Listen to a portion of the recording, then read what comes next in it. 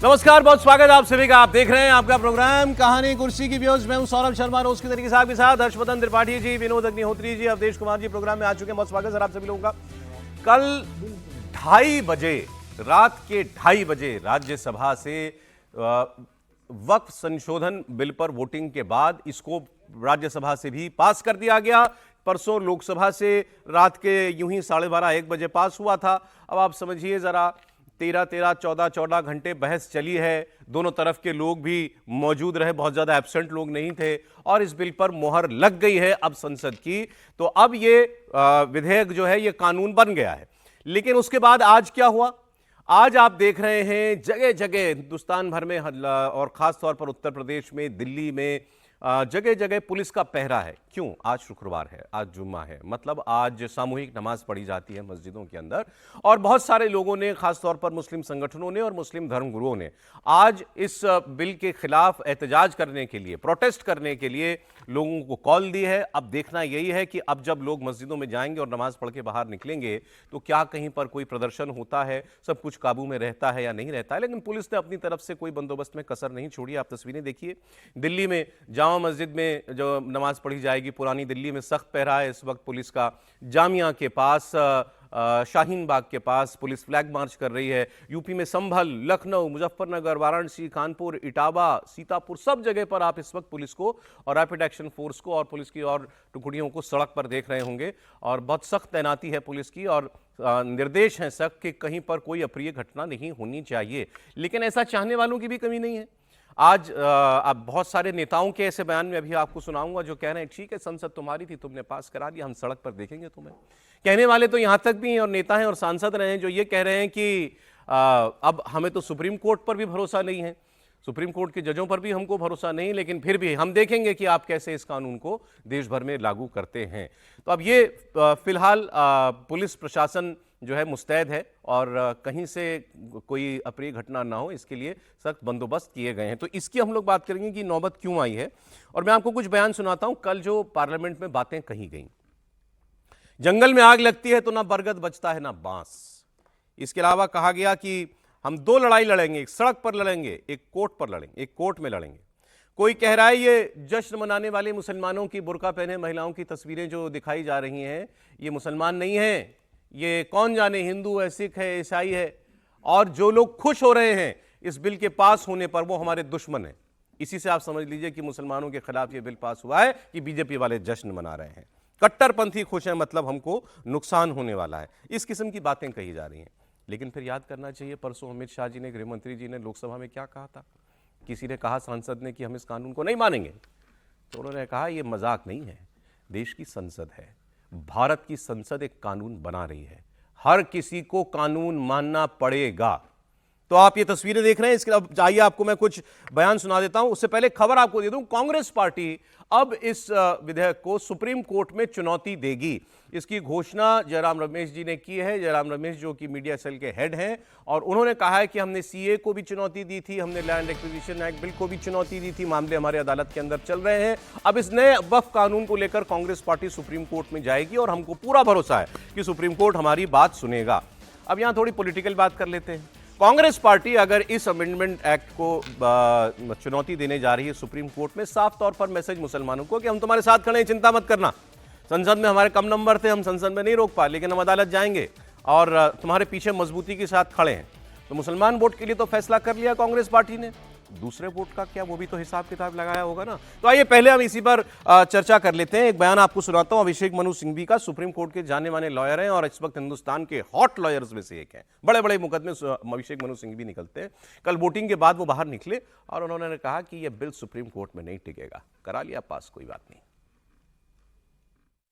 ये जानबूझकर अपने बहुमत का दुरुपयोग करके जोर जबरदस्ती से, गणतांत्रिक तरीके से नहीं, ये डाला गया है, थोपा गया है। नंबर 2, मुझे इस पर कोई संदेह नहीं है कि अगर इस पर चुनौती दी जाएगी कभी भी बाद में, तो बहुत अच्छा चांस है कि न्यायपालिका इसको असंवैधानिक करार करेगी, विशेष रूप से अनुच्छेद 26 और 25 के अंतर्गत संविधान के। नंबर 3, ये बहुत हद तक जो स्वायत्त है, ऑटोनॉमी है, अधिकार क्षेत्र है, अपने खुद के संस्थाओं को स्वचालित करने का मुस्लिम समुदाय में, उसको ये हनन करता है, ले लेता है, नष्ट कर देता है। इसलिए मैं इसको संवैधानिक मानता हूँ और ये दुराव करेगा, ये आपसी वैमनस्य करेगा, अविश्वास करेगा, इसलिए मैं इसकी भर्त्सना करता हूँ। तो कांग्रेस पार्टी क्या संदेश दे रही है हर्षवर्धन त्रिपाठी जी? सुप्रीम को अभी रात में उन्होंने कहा कि सुप्रीम कोर्ट में टिकेगा नहीं, सुबह कांग्रेस ने अनाउंसमेंट कर दी कि हम जाएंगे अदालत में। नहीं, सबसे पहले तो सौरभ जी, सुप्रीम कोर्ट में नहीं टिकेगा तो जाइए वहां, कोशिश करके देख लीजिए। यही भ्रम आपको 370 पर भी था, यही भ्रम आपको नागरिकता कानून पर भी था, यहां तक कि यही भ्रम उस कृषि कानून पर था जिसको मोदी जी ने वापस ले लिया। और ये इस सरकार का अगर एक कोई काला धब्बा है मोदी सरकार का, तो वही कृषि कानूनों को वापस लेना। अगर वो न वापस लिया गया होता तो आज देश के किसानों की और बेहतरी होती। हालांकि मैं ये भी मानता हूं कि मोदी जी मानने वाले नहीं हैं, कान सीधे नहीं पकड़ाएगा तो घुमा के पकड़ेंगे, तो कृषि कानून तो लागू होगा ही होगा। अब बात करते हैं जो सिंघवी जी कह रहे हैं। कल राज्यसभा की बहस में सुन रहा था, बड़ी शानदार चर्चा होती है। और एक तो अच्छी बात यह कि लोकसभा राज्यसभा में लंबे समय के बाद बड़ी अच्छी डिबेट सुनने को मिली दोनों पक्ष से। राम गोपाल जी ने एक बात कही, उन्होंने कहा कि बताइए कैसा समय आ गया है, बड़ी खराब स्थिति है, नमाज उधर लोग पढ़ रहे थे और बाहर पुलिस वाले वो पिस्तौल लेकर घूम रहे थे, नंगी पिस्तौलें लेकर घूम रहे थे।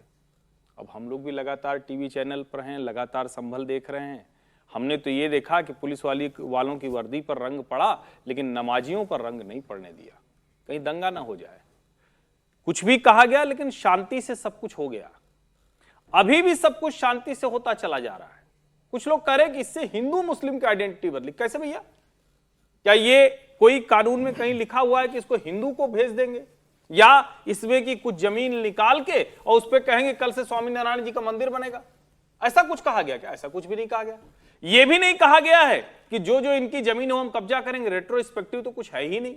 लेकिन आप सोचिए कि कितना बड़ा गड़बड़ झाला है। अगर 100 रुपए की जमीन है तो 61 रुपए की जमीन वो फर्जीवाड़े वाली है, उस पर कोई न कोई विवाद है और उस पर ये लोग खड़े हैं। और आपको लगता है कि मुसलमानों के साथ खड़े होना, मुस्लिम परस्त दिखना, सोनिया जी ने 2018 में कहा था कि हमारे ऊपर भाजपा ने चिपका दिया है कि हम मुस्लिम परस्त पार्टी हैं। आप कर्म ऐसे करेंगे? सोनिया जी हिंदू में लेख लिख डालती हैं गाजा पर, प्रियंका जी कम से कम 2 दर्जन उनकी पोस्ट है गाजा पर चिंता करते हुए। कहीं चिंता करे कोई दिक्कत नहीं, लेकिन इजराइल के बच्चे जो मरते हैं क्या वो बच्चे नहीं है? मुझे लगता है ये जो clear cut policy Muslim appeasement की इस भोथरे तरीके से, इस खतरनाक तरीके से, और बार बार एक बात तो मेरी समझ में नहीं आ रही, कह रहे हैं कि संख्या बल का दुरुपयोग करके पास करा दिया गया। अरे भाई, संख्या बल से ही तो चलता है ना, संख्या बल से ही तो चलता है ना, वरना और कौन सा तरीका है? आप इतने सालों से सरकारों में रहे, जवाहरलाल नेहरू, इंदिरा गांधी, राजीव गांधी, सोनिया गांधी जी वैसे नहीं रही लेकिन वो सुपर प्राइम मिनिस्टर थी। तो कुल मिला के जो 4 पीढ़ी से रह गए, कैसे रह गए? तो मुझे लगता है कि इस देश को लोकतांत्रिक तरीके से न चलने दिया जाए, लोकतंत्र से लोगों का भरोसा उठे और इस तरह से जुमे की नमाज पर पुलिस वालों को खड़ा होना पड़े।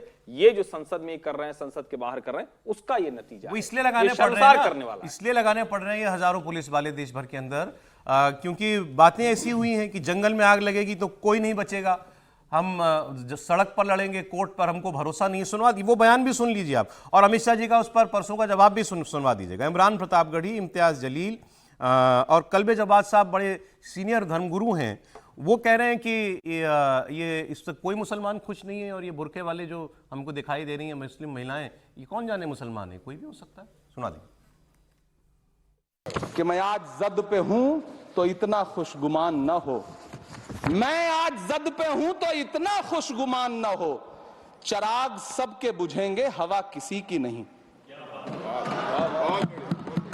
नीतीश कुमार जी हो, चंद्रबाबू नायडू जी हो, चिराग पासवान जी हो, जयंत चौधरी जी हो, देवे गौड़ा जी हो, जीतन राम मांझी जी हो, सबको समझना पड़ेगा कि जब जंगल में आग लगती है तो न वो बरगद बचते हैं जो हवा को आंधी में तब्दील करते हैं, न वो बांस बचते हैं जो आपसी रगड़ से चिंगारी पैदा करते हैं। कि बोलने और करने के अंदर बहुत फर्क नजर आ रहा है। अब हो गया है, बिल पास हो गया है, एक लड़ाई रास्ते के ऊपर लड़ेंगे, दूसरी लड़ाई सुप्रीम कोर्ट के अंदर जाएंगे। लेकिन सुप्रीम कोर्ट से भी अब हमें बहुत ज्यादा उम्मीदें नहीं रही। अगर वहां पर अच्छे ईमानदार अगर जज बैठे हैं और वो सुन रहे हैं तो इंसाफ की उम्मीद है। अगर वो जज बैठा है जो रिटायरमेंट के बाद जिसे NHRC national human rights commission का चेयरमैन बनना है, या उसे राज्यसभा की सीट चाहिए, तो इंसाफ वहां पे भी नहीं मिलने वाला है। और अभी मोदी जी के कार्यकाल के अंदर ऐसे बहुत सारे सुप्रीम कोर्ट के जजेस हैं जो रिटायरमेंट होते ही मोदी जी के पास जाके बैठ जा रहे हैं, अच्छी अच्छी पोस्ट ले रहे हैं और अपना काम चला रहे हैं। कहीं कोई जश्न नहीं मना रहा है, कोई बुर्का पहन के कोई भी आ जाए, क्या पता हिंदू है कि सिख है कि ईसाई कौन है, क्या भाई क्या मालूम कौन है वो।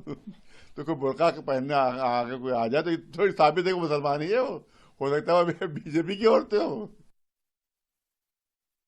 सिर्फ इलेक्शन में क्योंकि ये हारे हैं, उस इलेक्शन को पूर्ति उसको करने के लिए इन्होंने ये खेल किया है ताकि कट्टरपंथी खुश हो जाए और अब के इलेक्शन में उनको पूरे वोट मिल जाए। ये सिर्फ वरना ये आखिर ये बीजेपी वाले खुशियां क्यों मना रहे हैं? आपसे क्या मतलब, वक्त से आपसे क्या मतलब है? आप खुशियां क्यों मना रहे हैं? तो इसलिए हमने कहा कि जब मुसलमानों को नुकसान पहुंचता है तभी कट्टरपंथी खुशी मनाते हैं। इनकी खुशी मनाना इस बात का सबूत है कि हमें नुकसान पहुंच रहा है। और मान्यवर, यहां एक सदस्य ने तो कह दिया, एक सदस्य ने कह दिया माइनॉरिटी इस कानून को स्वीकार नहीं करेगी। क्या धमकाना चाहते हो भाई? संसद का कानून है, सबको स्वीकार करना पड़ेगा। स्वीकार नहीं करेंगे मतलब क्या है? कैसे बोल सकते हैं कोई हम कानून को स्वीकार नहीं करेंगे? एक कानून भारत सरकार का है, हर एक पर बंधन करता होगा और इसको स्वीकार करना पड़ेगा। अब कई लोगों ने कहा गृहमंत्री ने संसद में धमका दिया। सर कौन धमका रहा है? गृहमंत्री ने धमकी दी है या जो कह रहे हैं कि हम सड़क पर देख लेंगे और सुप्रीम कोर्ट का जज भी हमारी पसंद का होना चाहिए, वो धमका रहा है? नहीं, खैर वो तो अतिरेक है। देखिए, सुप्रीम कोर्ट में जाने का अधिकार है, संसद के फैसलों का रिव्यू का अधिकार सुप्रीम कोर्ट को है, तो ठीक है, जाना चाहिए। कांग्रेस जाए, मुस्लिम पर्सनल लॉ बोर्ड वाले जाएं, DMK ने भी कहा जाने के लिए, ममता बनर्जी ने तो कहा कि हम केंद्र में आएंगे तो बदल देंगे। तो अपना अपना मैसेज दे रहे हैं ये लोग। लेकिन ये बात सही है कि गृहमंत्री जी ने जो कहा कि संसद द्वारा पारित कानून तो मानना पड़ेगा, ये देश की संसद का कानून है। आप उससे सहमत हो असहमत हो जो भी है, अपनी असहमति दर्ज कर सकते हैं, आप सुप्रीम कोर्ट जा सकते हैं, सुप्रीम कोर्ट से जो फैसला होगा उसके बाद तय होगा। लेकिन अगर सुप्रीम कोर्ट भी इस कानून की तायीद कर देता तो मानना ही पड़ेगा, बिल्कुल ही मानना पड़ेगा। और जब तक सुप्रीम कोर्ट इस पर रोक नहीं लगाता तब तक भी मानना पड़ेगा। तो मुझे लगता है कि वो जिन सज्जन ने उन्होंने कहा था, मुझे नहीं पता किस, वो पूर्व सांसद हैं AIMIM के इम्तियाज जलील साहब, नहीं उन्होंने अभी अमित शाह जी कहते हैं कि सदन में किसी सदस्य ने कहा। हाँ, वो किसी ने कहा। अब सदन में किसी ने कहा होगा, जाहिर है, मैंने भी देखा नहीं किसने कहा, लेकिन जिसने भी कहा होगा तो मुझे लगता है कि वो भी अतिरेक में बोल गए, उनको ऐसे नहीं बोलना चाहिए। हाँ, ये कह सकते थे इस कानून का विरोध करेंगे, लीगल एंगल पे करेंगे, विरोध में आप धरना दे सकते हैं, प्रदर्शन कर सकते हैं शांतिपूर्ण तरीके से, वो आपका अधिकार है। लेकिन कानून की परिधि में तो सब आते हैं। कानून एक बार पास हो जाने के बाद और राष्ट्रपति के दस्तखत के बाद तो जो भी इस देश का बहुत से लोगों को लगा दे रिपीट ऑफ CAA होगा जो सड़क पर प्रदर्शन होंगे, उसके वो ऐसा ना हो, उसी के बंदोबस्त के लिए ये पुलिस वाले हैं। वो ये तो खैर आज चूंकि जुम्मे की नमाज है, जुम्मे की नमाज में कोई भी कोई भड़काने वाली कार्रवाई कर सकता है, तो इसमें एहतियातन पुलिस लगाना जरूरी है। न लगाते अगर कोई घटना हो जाए तो हम ही लोग कहेंगे पुलिस क्यों नहीं लगाई, जब इतना बड़ा संवेदनशील मामला था। सब जो लोग आलोचना करेंगे सरकार की, तो अगर एहतियातन पुलिस लगाई, देखिए ये पुलिस कोई पहली बार नहीं एहतियातन लगी। जब भी इस तरह के मामले होते हैं, चाहे किसी पक्ष के हों, तो प्रशासन पुलिस लगाता है। आप देखिए, जब अयोध्या का आंदोलन चल रहा था तब भी पुलिस लगती थी सड़कों पर कि भाई कोई ऐसी घटना ना हो जाए कि जिससे कोई हो। तो ये तो सरकार, जो भी जिसकी सरकार होती है तो पुलिस लगाती है कि शांति व्यवस्था बनी रहे। होली पे पुलिस लगी, ईद पे पुलिस लगी, इसलिए लगी। तो पुलिस लगाना कोई गलत नहीं है, न लगाए पुलिस तब जरूर है। नहीं, गलत नहीं, नौबत क्यों आ रही? कोई वक्त खत्म हो गया क्या देश में से? नौबत तो इसलिए अमेंड हुआ है। नहीं, नौबत इसलिए आ रही है जिनको, देखिए जिसको इस कानून से असहमति है, देखिए ये स्वाभाविक है, जिसको इस कानून से सहमति। अब मंडल आयोग जब लागू हुआ तो याद करिए सड़कों पर कितना प्रदर्शन हो रहा था, कर रहे थे कि बच्चे चल रहे थे। मंडल के टाइम में हुआ था नहीं, वो भी तो सरकार ने फैसला किया था, केंद्र सरकार का फैसला था, लेकिन विरोध किया लोगों ने, बाद में सुप्रीम कोर्ट ने उसको इंडोर्स किया। तो इसलिए जब कभी इस तरह का कुछ भी कानून पास होता है जिससे एक वर्ग असहमत हो तो इस तरह की आशंका होती है, इसलिए पुलिस प्रशासन तो सर, दो विषयों पर आपकी राय चाहिए। कांग्रेस पार्टी का इसको चैलेंज करने के लिए सुप्रीम कोर्ट में जाना, और आपको लगता है क्या कि जो लोग धमकी दे रहे हैं सड़क पर देख लेंगे, कुछ ऐसा होगा? नहीं, देखिए दूसरा विषय का यह है, चूंकि 3 वर्षों से अब हिंसा की घटनाएं छिटपुट नहीं रही है, देश की एक अस्थायी प्रवृत्ति बन गई है। और मैं तो आपके चैनल से मुझे जैसा लग रहा है कि आने वाले समय आपको रामनवमी के जुलूस पर भी कहीं न कहीं हमले होंगे ही। तो ये जो शुरुआत है, जिस ढंग से अब वो सड़कों पर उतर के एक अस्थायी और स्थिर प्रवृत्ति बन गई है, हिंसा करना और हमला करना, भले उसको पुलिस के कारण कहीं रोक दिया जाए, उसमें ये अस्वाभाविक नहीं है कि कहीं भी इसके कारण हिंसा हो जाए।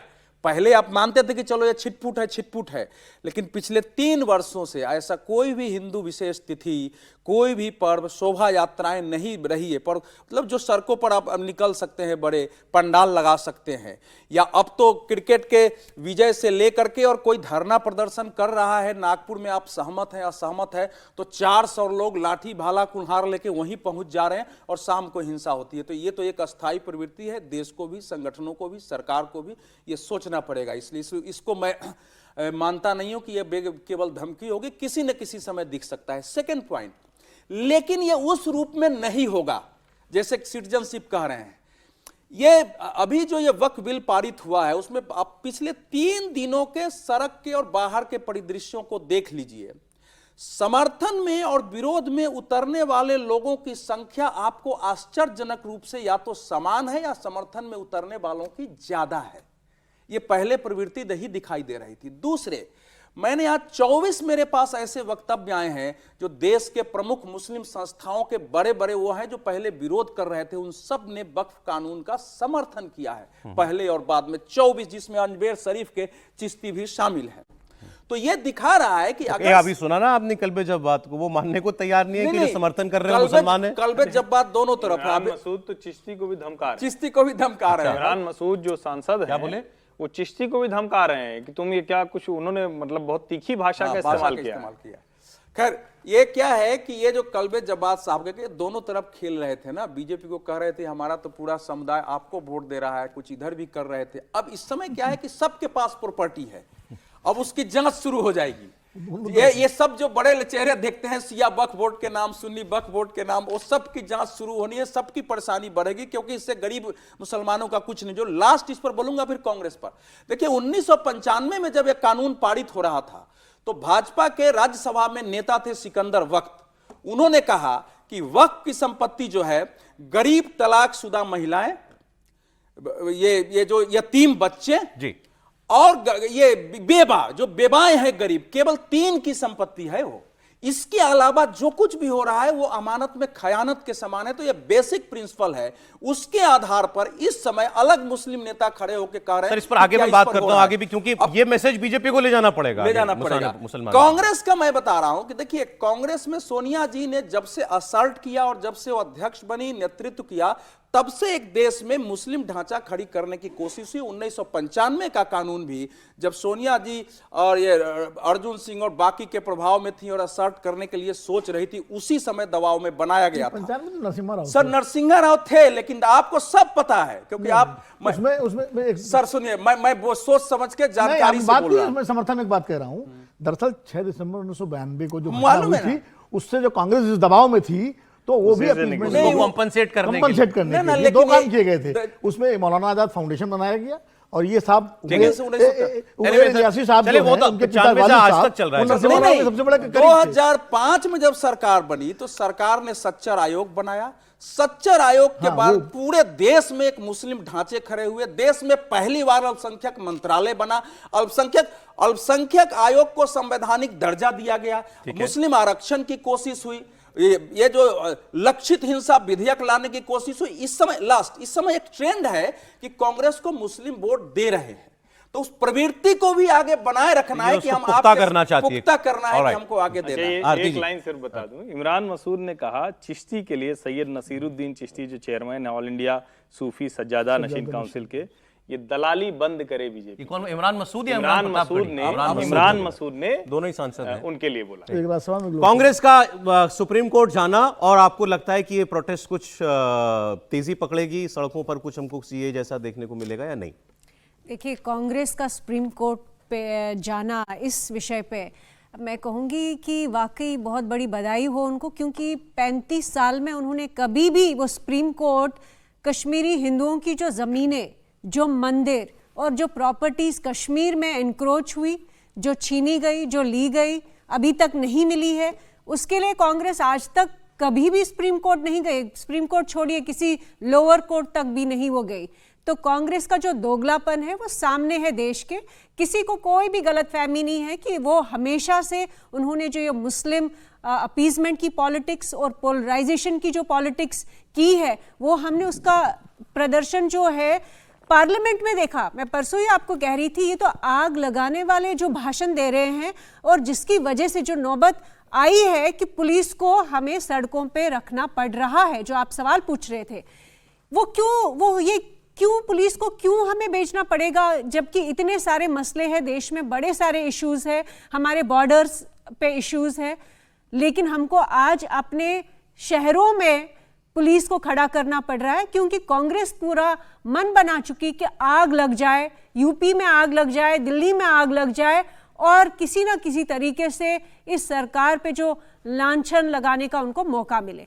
तो ये इनकी जो उल्टा सोनिया गांधी कह रही थी बीजेपी पोलराइजेशन के लिए बिल लाई है। बिल्कुल नहीं, ये तो हमेशा से यही करते आ रहे हैं कि ये उल्टा चोर कोतवाल को डांटे। हमेशा खुद इन्होंने इस्लाम को लेकर, मुसलमानों को लेकर इश्यूज खड़े किए हैं, और खुद ही सच्चर कमीशन पे भी इतना बड़ा जो रिपोर्ट बनाया उसको भी यही जताया कि हिंदुओं ने डिस्क्रिमिनेशन किया है। मैंने पहले भी कहा है, अगर डिस्क्रिमिनेशन है, वाकई मुसलमानों के साथ गलत हो रहा है, तो आप देखिए ना, वक्त से शुरू कीजिए ना, पहले घर से चैरिटी शुरू होती, कहीं और से नहीं। आप घर के अंदर जो गलत काम हुए हैं, जो लैंड का जो माफिया है वक्फ के अंदर, उसको पहले साफ कीजिए।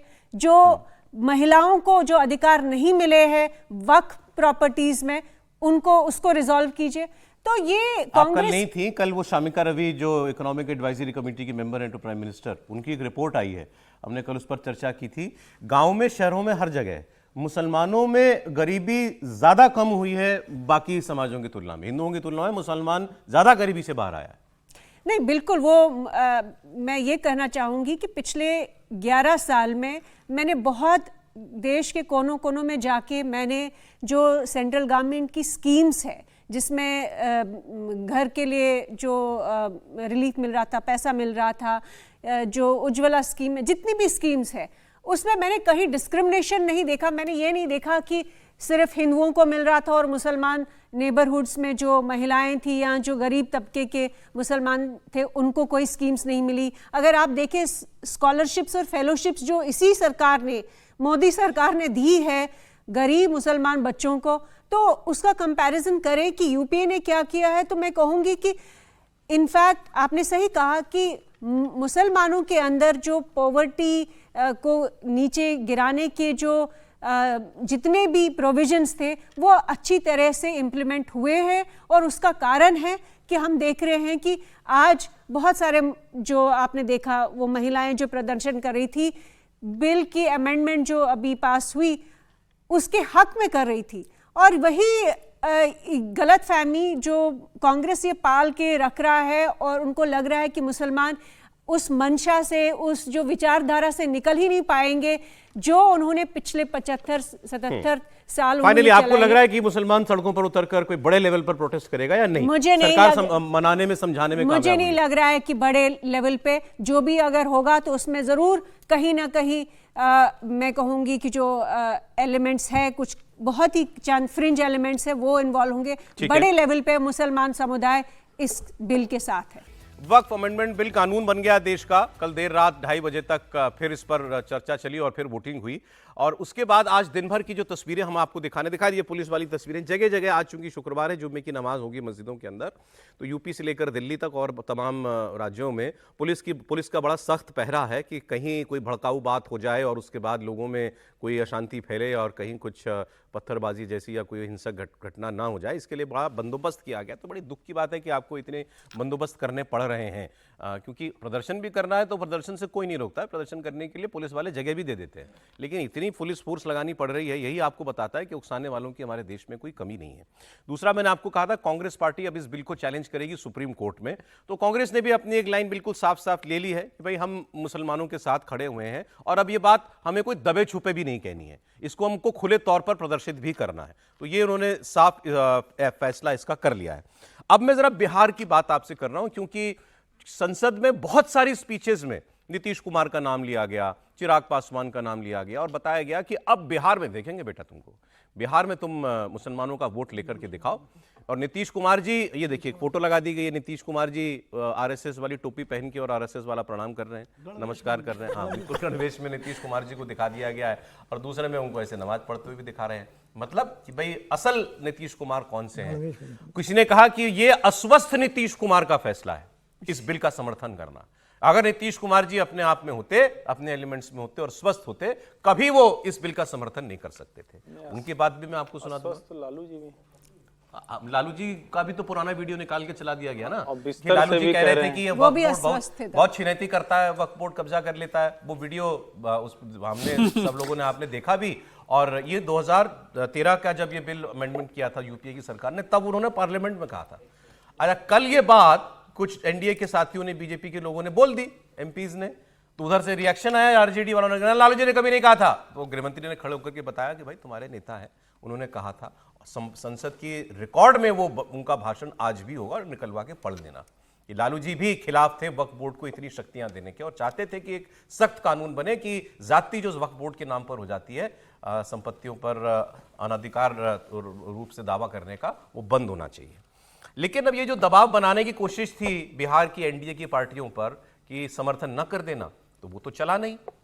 अब आगे क्या होगा?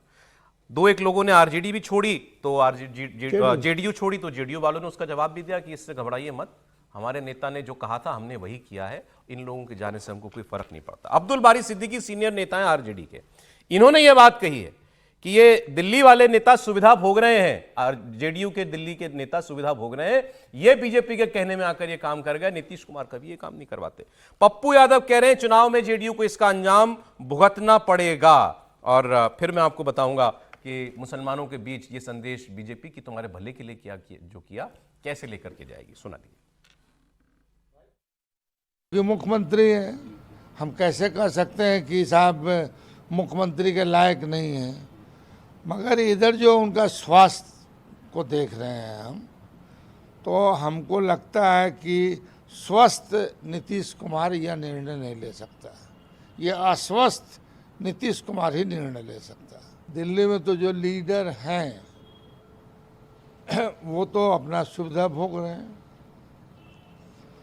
तो उनको लगता है कि भाई बड़ी हम मुश्किल से बन गए हैं, अब जो है ये टेन्योर जो है हमारा रहे।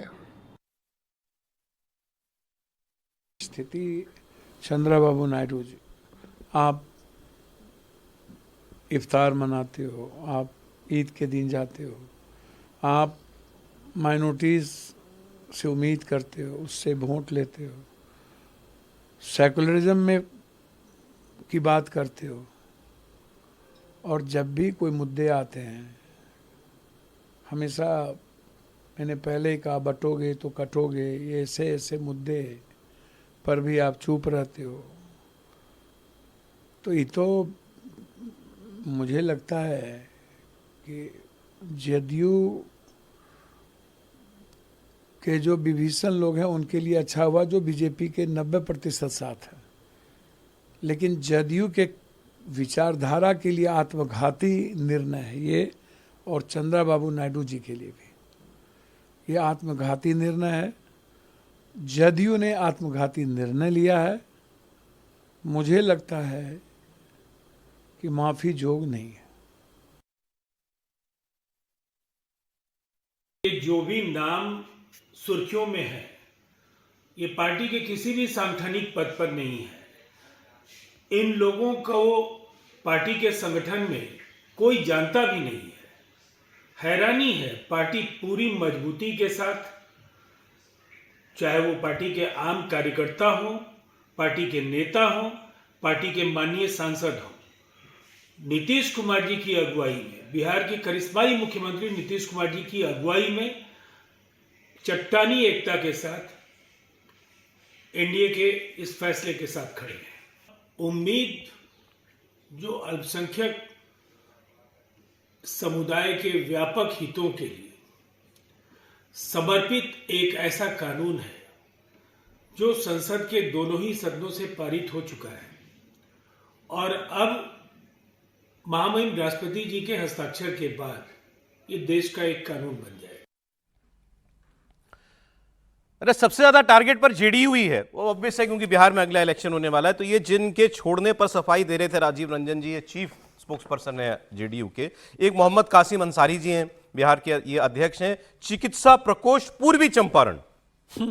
एक शहनवाज मलिक जी हैं, ये प्रदेश सचिव हैं अल्पसंख्यक प्रकोष्ठ के। एक तबरेज सिद्दीकी जी हैं, ये प्रदेश महासचिव हैं अल्पसंख्यक आयोग के। इनके लिए कह रहे थे राजीव रंजन जी कि इनको इनकी पार्टी में कोई हैसियत नहीं है, इनके जाने से हमको कोई फर्क नहीं पड़ता। लेकिन आपने देखा अब्दुल बारी सिद्दीकी हों या पप्पू यादव हों, ये क्या कह रहे हैं कि ये जेडीयू के विभीषणों के द्वारा किया गया काम है। वो भी चाह रहे हैं कि जेडीयू में कहीं अभी दो फाड़ हो, कि ये दिल्ली वाले नेता मिल गए जो संसद में बैठे हैं, ये मिल गए और नीतीश कुमार अस्वस्थ है, नहीं तो ये काम नहीं होता। हर्षवर्धन जी। नहीं, मुझे लगता है कि ये कहना सिर्फ और सिर्फ जिसको कहते हैं ना कि लकीर पीटने जैसा है। लालू जी बीमार होके कह रहे हैं कि हम होते तो अकेले ही काफ़ी थे। अच्छा, अकेले पता नहीं क्या वहाँ लाठी वाठी चलाना है कि मारपीट करना है, क्या करना है, भगवान जाने वो क्या कह रहे हैं। अरे भाई, लालू जी तो सांसद रहे हैं, लालू जी तो मंत्री रहे हैं, लालू जी तो मुख्यमंत्री, उनको पता है कि जो संख्या बल होता है वो तय करता है। एक वोट से अटल जी की सरकार चली गई थी, क्या कोई मतलब फटम फटा होता है क्या वहां कि हम अकेले होते तो। ये सब कोशिश क्या है कि मुसलमान मान ले कि हमारा रहनुमा नेता कौन है। ये बिहार इसलिए सबको लग रहा है क्योंकि सबको लग रहा है कि बिहार में नीतीश कुमार का जो मुस्लिम वाला सपोर्ट है वो पूरी तरह से हट जाए, लेकिन इनको जरा सा भी ये लग नहीं रहा है, या एकदम मतलब इतने इनोसेंट लोग हैं। पप्पू यादव कह रहे हैं कि अच्छा, मुसलमानों के हित के समय आप नहीं करेंगे, आप मुस्लिमों की बात नहीं करेंगे, आप उनको इफ्तार देते हैं, फलाना दे। हिंदू नहीं देखेगा क्या ये सब? वो कुछ नहीं देखेगा, उसको नहीं समझ में आएगा कि भाई साहब आप लगातार ऐसा काम कर रहे हैं, कोई भी महत्वपूर्ण मुद्दा होता है उसमें आपको फ्रॉड, सेकुलरिज्म, कोट अनकोट वो सामने आ जाता है, वो नहीं समझ में आएगा उसको। 3 तलाक पे कह रहे कोई दूसरा खुश हो रहा, कोई नहीं खुश हो रहा भैया, हिंदुओं का उससे क्या लेना देना है। लेकिन जब आप कहते हैं कि हिंदुओं में नहीं, तो हिंदुओं में हर चीज की लीगल रेमेडी है, उसमें क्यों नहीं है भाई? क्यों नहीं होगा? We the people of India, हम भारत के लोग, क्यों नहीं होगा? लेकिन नीतीश कुमार को जितना भी मुसलमान वोट मिलता है उसको चोट तो पड़ेगी, नहीं पड़ेगी? नहीं, अब पूरी चोट पड़ेगी मैं ये कतई नहीं मानता हूं। एक बड़ा वर्ग उनके साथ है, और अभी उस दिन जेडीयू के प्रवक्ता बता रहे थे, लेकिन हमने तो जितनी बार पटना उतर के देखा, हिंदुओं की कोई बड़ी इमारत, कोई बड़ा कुछ नीतीश कुमार के शासनकाल में नहीं दिखता है। लेकिन जरा अरबी फारसी का संस्थान जाके वहां देख लीजिए, एकदम ऊंची तनी हुई इमारतें और आपको दिखेगा। तो मुझे लगता है कि नीतीश कुमार को अपने सेकुलर क्रेडेंशियल्स के लिए किसी की जरूरत नहीं, लेकिन हां, ये लोग ये चाहेंगे कि जो भी कुछ बचा हुआ है वो वापस आए। अब इसका नुकसान हो सकता है क्या? इतना रिएक्शन होगा तो क्या यादव मतदाता भी पूरी तरह से उधर बचा रह जाएगा? क्या दूसरा जो ओबीसी, एमबीसी, ईबीसी जिस नाम से बुलाएं, वो मतदाता बचा रह जाएगा क्या? मुझे लगता है कि ये आप कह रहे हैं मुसलमान रिएक्ट करेगा तो दूसरी तरफ भी लोग करेंगे। अगर करेगा तो निश्चित तौर पर। बिहार में क्या असर होगा? नहीं, देखिए, बिहार में लगभग 17.5-18% मुसलमान हैं और माना जाता है कि 47 सीटें ऐसी हैं जहां इनका प्रभाव है 50% तक भी हैं, 11 पर तो 40% है। लेकिन पहला फैक्चुअल सिचुएशन CSDS के एक आंकड़े के अनुसार पिछले चुनाव में मुसलमानों ने मेजॉरिटी वोट 80% से ज्यादा आरजेडी के और उसके गठबंधन को दिया। नीतीश कुमार के गठबंधन को 11 से 12% वोट मिला था। 11-12% नीतीश कुमार को, 80% से ज्यादा आप कह रहे हैं आरजेडी उसको मिला था। तो वोट का तो लगभग बीजेपी वाली स्थिति में है, कोई खास बात नहीं है। तो वोट का समीकरण वहां उससे बदल चुका है। ये नहीं है कि अब वोट वही स्थिति है, वहां वोट का समीकरण जेडीयू को ऐसी कोई फिक्र वाली बात नहीं। उसका कारण यह है कि नीतीश कुमार ने जो बीजेपी के साथ रहते हुए लंबे समय से जो बिहार की पॉलिटिक्स रही है, क्योंकि हमारे यहाँ जो मुख्यमंत्री थे जगन्नाथ मिश्रा, उसने मिश्रा नाम बदल लिया था। उर्दू को दूसरी राजभाषा बनाने के बाद जगन्नाथन लोग कहने लगे थे कि भैया मिश्रा जो है सेकुलर शब्द नहीं है। भगवत झा आजाद ने टोपी पहनना शुरू कर दिया था परमानेंट। तो इस प्रकार की एक पॉलिटिक्स हमारे यहाँ रही है। और जब बांग्लादेश के विभाजन के समय से पहले तो कांग्रेस को वोट मिलते थे, लेकिन बांग्लादेश के विभाजन के समय जब ये भी बताइए ना कि ये दोनों लोग कांग्रेस के दिग्गज नेता थे, मुख्यमंत्री के तौर। यस, दोनों दिग्गज नेता थे। इसके बावजूद मैं बता रहा हूं, इसके बावजूद आप समझिए कि वहां मुसलमानों का वोट धीरे धीरे इनसे कटने लगा। 90 के दशक से तो कंप्लीट वोट आरजेडी के साथ जा रहा है, कांग्रेस वहां से खत्म हो गई है। इसलिए नहीं समझ पाने के कारण, लेकिन इसके पीछे कारण क्या है? 2 महत्वपूर्ण कारण है। क्योंकि नीतीश कुमार ने जब जब ये अपने को अलग दिखाने के लिए बीजेपी से जिस सीमा तक गए हैं वहां, कि आरक्षण से लेके अलग मुस्लिम विश्वविद्यालय बनाने से लेके जो कुछ उन्होंने किया है, तो उससे एक उनकी भूख बढ़ी है कट्टरपंथियों को। आम मुसलमानों को कोई लाभ नहीं हुआ है। पसमानदा मुसलमानों को तो आरक्षण चला गया है, जो नियम वहां बने हुए हैं मुसलमानों के भाग में वो रिपोर्ट आ गई। नीतीश जी भी तुष्टिकरण ही करते रहे, बिल्कुल करते रहे। पिछले देखिए जब वो आरजेडी के साथ थे, जो बिहार राज्य में रामनवमी के जुलूस पर जगह जगह हमले हुए, नालंदा में हुआ, बक्सर में हुए, जगह जगह हुए, उसमें कार्रवाई तरीके से नहीं हुई और आज तक चल रहा है। लेकिन जो लास्ट बात मैं कहना चाह रहा हूं कि देश के मुस्लिम नेताओं ने आजादी के पहले जैसे मुस्लिम लीग ने कहा कि कांग्रेस के नेताओं का बहिष्कार करो, वैसे ही इस बार की इफ्तार का बहिष्कार करके दबाव डालने की जो खतरनाक शुरुआत हुई है इस देश में, उसका प्रत्युत्तर अभी संसद से मिला है, उसका प्रत्युत्तर देश से मिलना जरूरी है और उसका प्रत्युत्तर आगामी वोट में भी प्रगतिशील मुसलमान देंगे, ऐसी मुझे उम्मीद है। लेकिन आप देखिए इतने दबाव के बावजूद इनमें से टूटा कोई नहीं, टूट ही नहीं सकता। नीतीश कुमार, चिराग पासवान, जीतन राम मांझी, भाई 3 लोग तो इनके सांसद हैं, ये तो बिहार के ही हैं। सर टूटते तब ना जब कानून मुस्लिम विरोधी होता। सवाल देखिए आधार यही होना चाहिए कि मुसलमानों के विरुद्ध और इस्लाम के विरुद्ध है या नहीं। अब बिहार में आपको लगता है इसका कोई रिएक्शन होगा क्या? सौरभ, मुझे लगता है कि नीतीश कुमार ने पूरी अपनी जो राजनीति की तुष्टीकरण वाली, मुझे लगता है अंत में वो भी थक हार के उन्होंने ये समझ लिया कि तुष्टीकरण की राजनीति से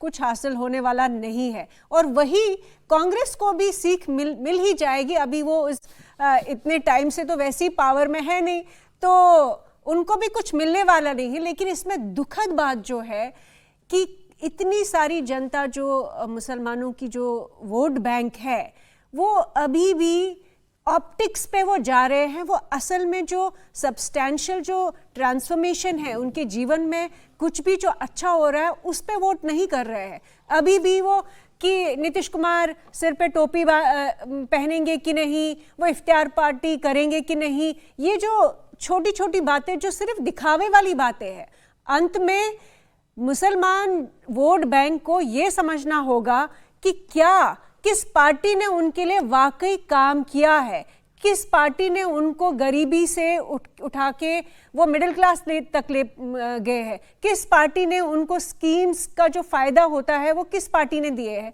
ठीक है। जब तक ये मुस्लिम समुदाय जो है इन बातों पे विचार नहीं करेगा तब तक वो इसी बहकावे में रहेंगे। और इन्होंने जैसे कहा कि आरजेडी को वोट कर रहे हैं, आरजेडी ने क्या बिहार में किया है सबके सामने वो उसकी परिस्थिति हमें मालूम। सर हमने लोकसभा में भी देखा, राज्यसभा में भी देखा, खास तौर पर जेडीयू की अगर बात करें, मजबूती के साथ इस बिल के साथ सारे नेता खड़े रहे। क्यों ये दबाव प्रेशर काम नहीं किया है खासकर जेडीयू पर? देखिए जेडीयू की राजनीति समझिए, जैसे अभी हमारे मित्र अवधेश जी ने कहा नीतीश कुमार ने मुसलमानों के लिए बहुत काम किया, मतलब मस्जिद बनाई या आरबी संस्थान बनाए। आरती जी ने कहा कि तुष्टीकरण का काम किया। नीतीश कुमार 20 साल से मुख्यमंत्री हैं बिहार के, बमुश्किल 3 साल वो रहे हैं आरजेडी के साथ, 1.5 साल पहले 1.5 साल, बाकी समय तो बीजेपी के साथ रहे हैं। वो अटल जी के जमाने में, अडवाणी के जमाने में जो तुष्टीकरण हुआ, जो भी हुआ तो बीजेपी के साथ रह के हुआ। तो इसलिए जिसके साथ भी हुआ, खाली नीतीश कुमार इसके लिए नहीं जिम्मेदार है, फिर पूरी सरकार जिम्मेदार होगी। नीतीश कुमार तो हाँ ही उसके नंबर 1। दूसरी बात यह है कि नीतीश कुमार 2013 के नीतीश कुमार 2025 के नीतीश कुमार बहुत फर्क है। 2013 में नीतीश कुमार जब नरेंद्र मोदी से हाथ मिलाने में संकोच करते थे और लुधियाना की रैली में उन्होंने हाथ झटक लिया था, और पटना में जब भारतीय जनता पार्टी कार्य समिति हो रही थी तो उन्होंने डिनर कैंसिल कर दिया था, उन्होंने 2 करोड़ रुपए जो है बाढ़ राहत वापस कर दिए थे, वो सारी चीजें हम लोगों के सामने हैं और अलग होके है। उस समय नीतीश कुमार अपने आप को गैर भाजपा राजनीति में नरेंद्र मोदी के विकल्प के रूप में देख रहे थे और उनको लग रहा था कि वो विकल्प बनेंगे, इसलिए उस राजनीति में वो अपने को मोर सेकुलर दिखाने की कोशिश कर रहे थे, सीधे सीधे, उसमें कोई दो राय नहीं है। और 2015 का चुनाव जब जीता है महागठबंधन मिलकर के और 53 सीट पर बीजेपी सिमटी है, एनडीए सिमटा है 56 सीट पर, तब नीतीश कुमार की महत्वाकांक्षाएं और बढ़ गई थी। लेकिन फिर परिस्थितियां बदली, जो भी वो इंटरनल क्या डील हुई समझ में बात की बात है। आज नीतीश कुमार मजबूरी में है, आज उनको बीजेपी की जरूरत है। वो 2020 में जो ऑपरेशन चिराग पासवान हुआ बीजेपी का नीतीश कुमार के खिलाफ और नीतीश कुमार की ताकत आधी रह गई, उसके बाद नीतीश कुमार ये जानते हैं कि आज की तारीख में जो विपक्ष की राजनीति है भाजपा विरोधी, उसमें उनकी कोई जगह नहीं है। जब जगह थी तब बनी नहीं, अब आज कोई जगह नहीं है, तो कहाँ जाएंगे? इसीलिए बार बार सफाई देते हैं मैं वहीं हूँ, जहाँ हूँ वहीं रहूंगा, अब कहीं नहीं जाऊंगा।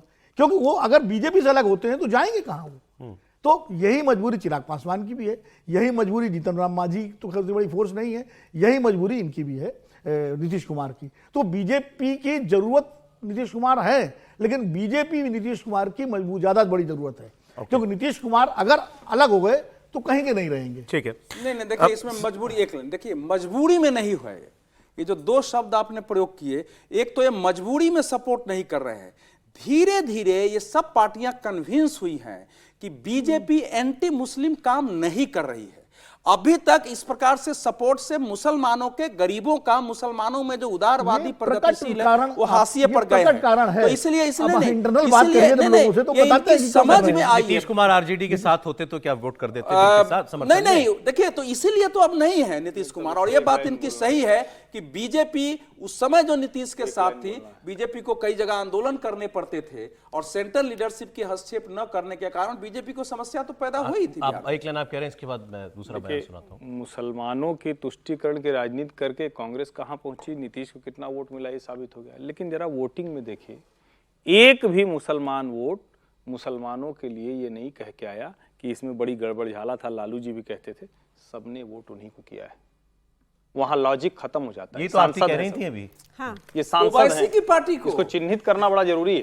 एक भी मुसलमान सांसद नहीं है जो ये कहे कि हमको ये समझदारी दिख रही है कि भाई अच्छे से सब हो जाए, ट्रांसपेरेंसी हो जाए, जो गरीब गुरबा यतीम महिलाएं हैं मुस्लिम उनके लिए कुछ हो जाए। एक भी बोलने के लिए नहीं आया, सब के सब आंख मूंद के अच्छा इस बिल का विरोध करेंगे। तो ये भी देश को ध्यान में रहे, ये भी देश को ध्यान में ये भी रखना पड़ता है कि जब पार्टी का व्हिप होता है, और बीजेपी के कौन से सांसद किस मुद्दे पर अलग होकर गए हैं? किसानों के मुद्दे पर कोई अलग हुआ था क्या?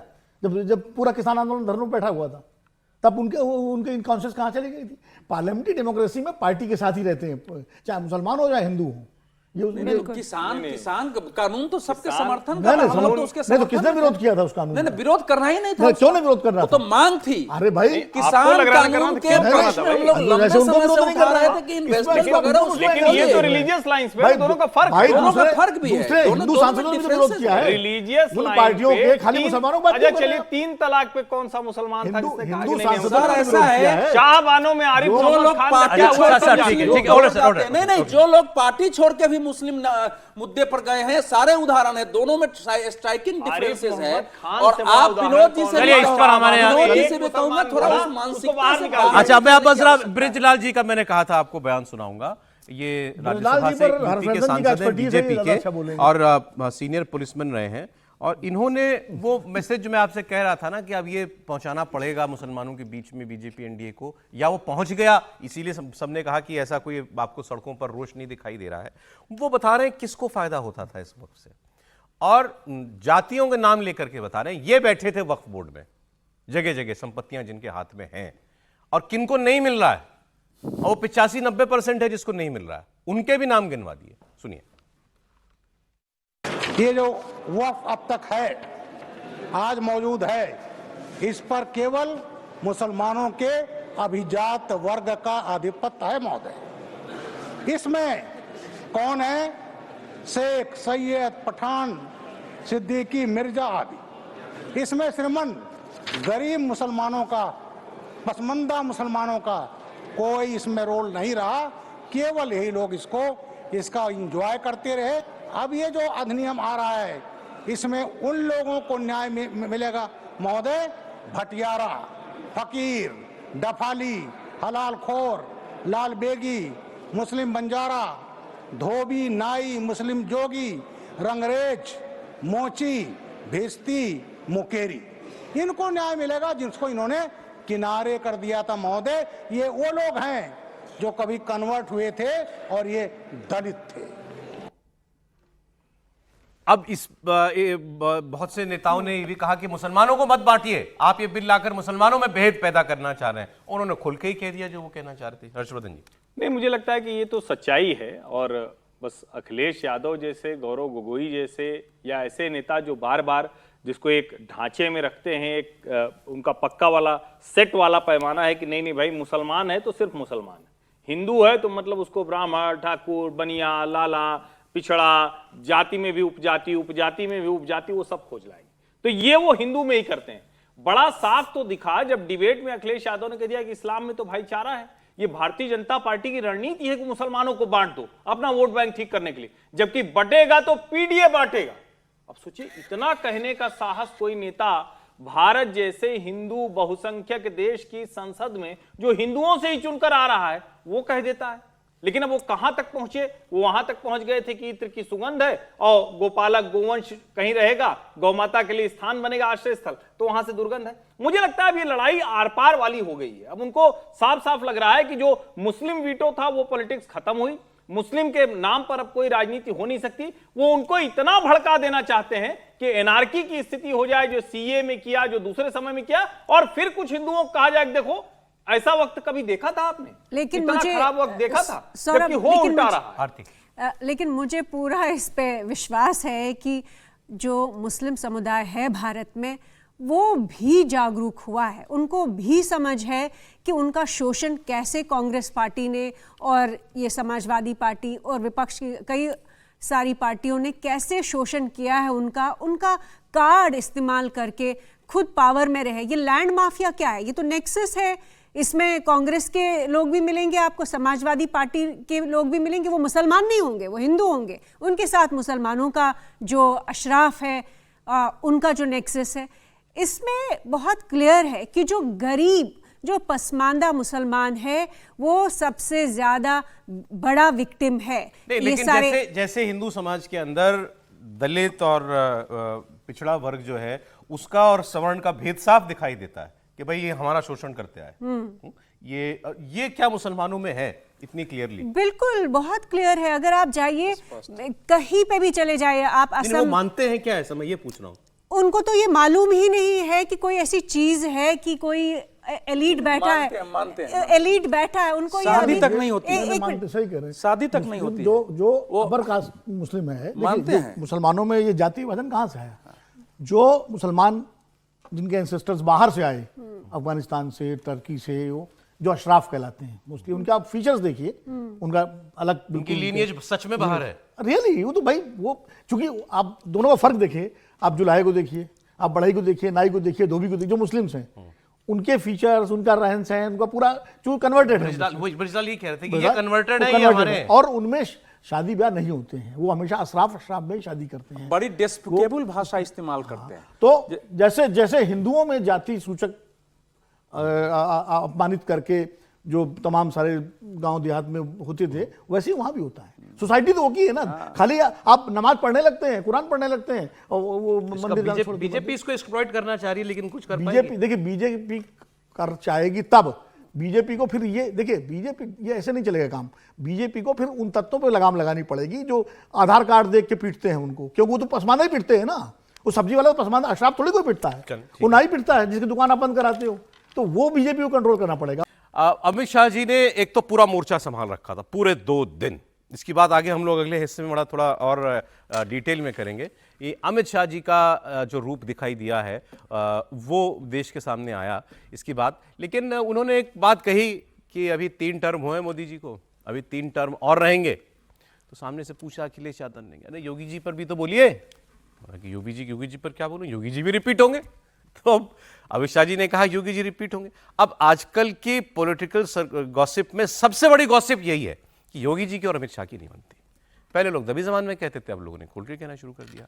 खास तौर पर जब योगी जी का 2nd टर्म हुआ और उसके बाद लोकसभा इलेक्शन में अभी पीछे जब यूपी में नुकसान हुआ भारतीय जनता पार्टी को, तब योगी की वजह से हो गया।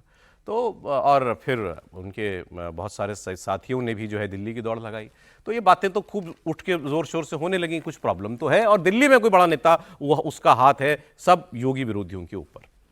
अब ये पार्लियामेंट में अमित शाह जी का कहना हुआ, अब इसके बाद सोशल मीडिया पर आग लग गई है कि अमित शाह और योगी एक हो गए हैं। अब 2027 में कोई नहीं रोक सकता योगी आदित्यनाथ को तीसरी बार मुख्यमंत्री बनने में। अब इस पर ये कहने की बात और मतलब खाने के और दिखाने के दांत में कितना अंतर है, इसकी बात हम करेंगे। लेकिन आप वो छोटी सी क्लिप है, सुन लीजिए। मान्यवर, 2013 में वो भी रिपीट होने वाले। मान्यवर, 2013 में वो भी रिपीट होने वाले। अरमानों पे पानी फेर दिया है अखिलेश जी के अमित शाह जी ने, कहकर कि वो भी रिपीट होने वाले हैं। अखिलेश जी बड़ा ऑफ ट्रैक चल रहे हैं आजकल, उनकी बात, उनका तंज कुछ भी पटरी पे है नहीं। इतनी गंभीर बहस में योगी जी को, अरे आपको ये तो सोचना चाहिए था, अमित शाह जैसा नेता आपके सामने है, जिसकी हाजिर जवाबी का, जिसके तथ्यों को लेकर जो स्पॉन्टेनियस रिएक्शन होता है, उसका आज तक कोई जवाब नहीं मिला।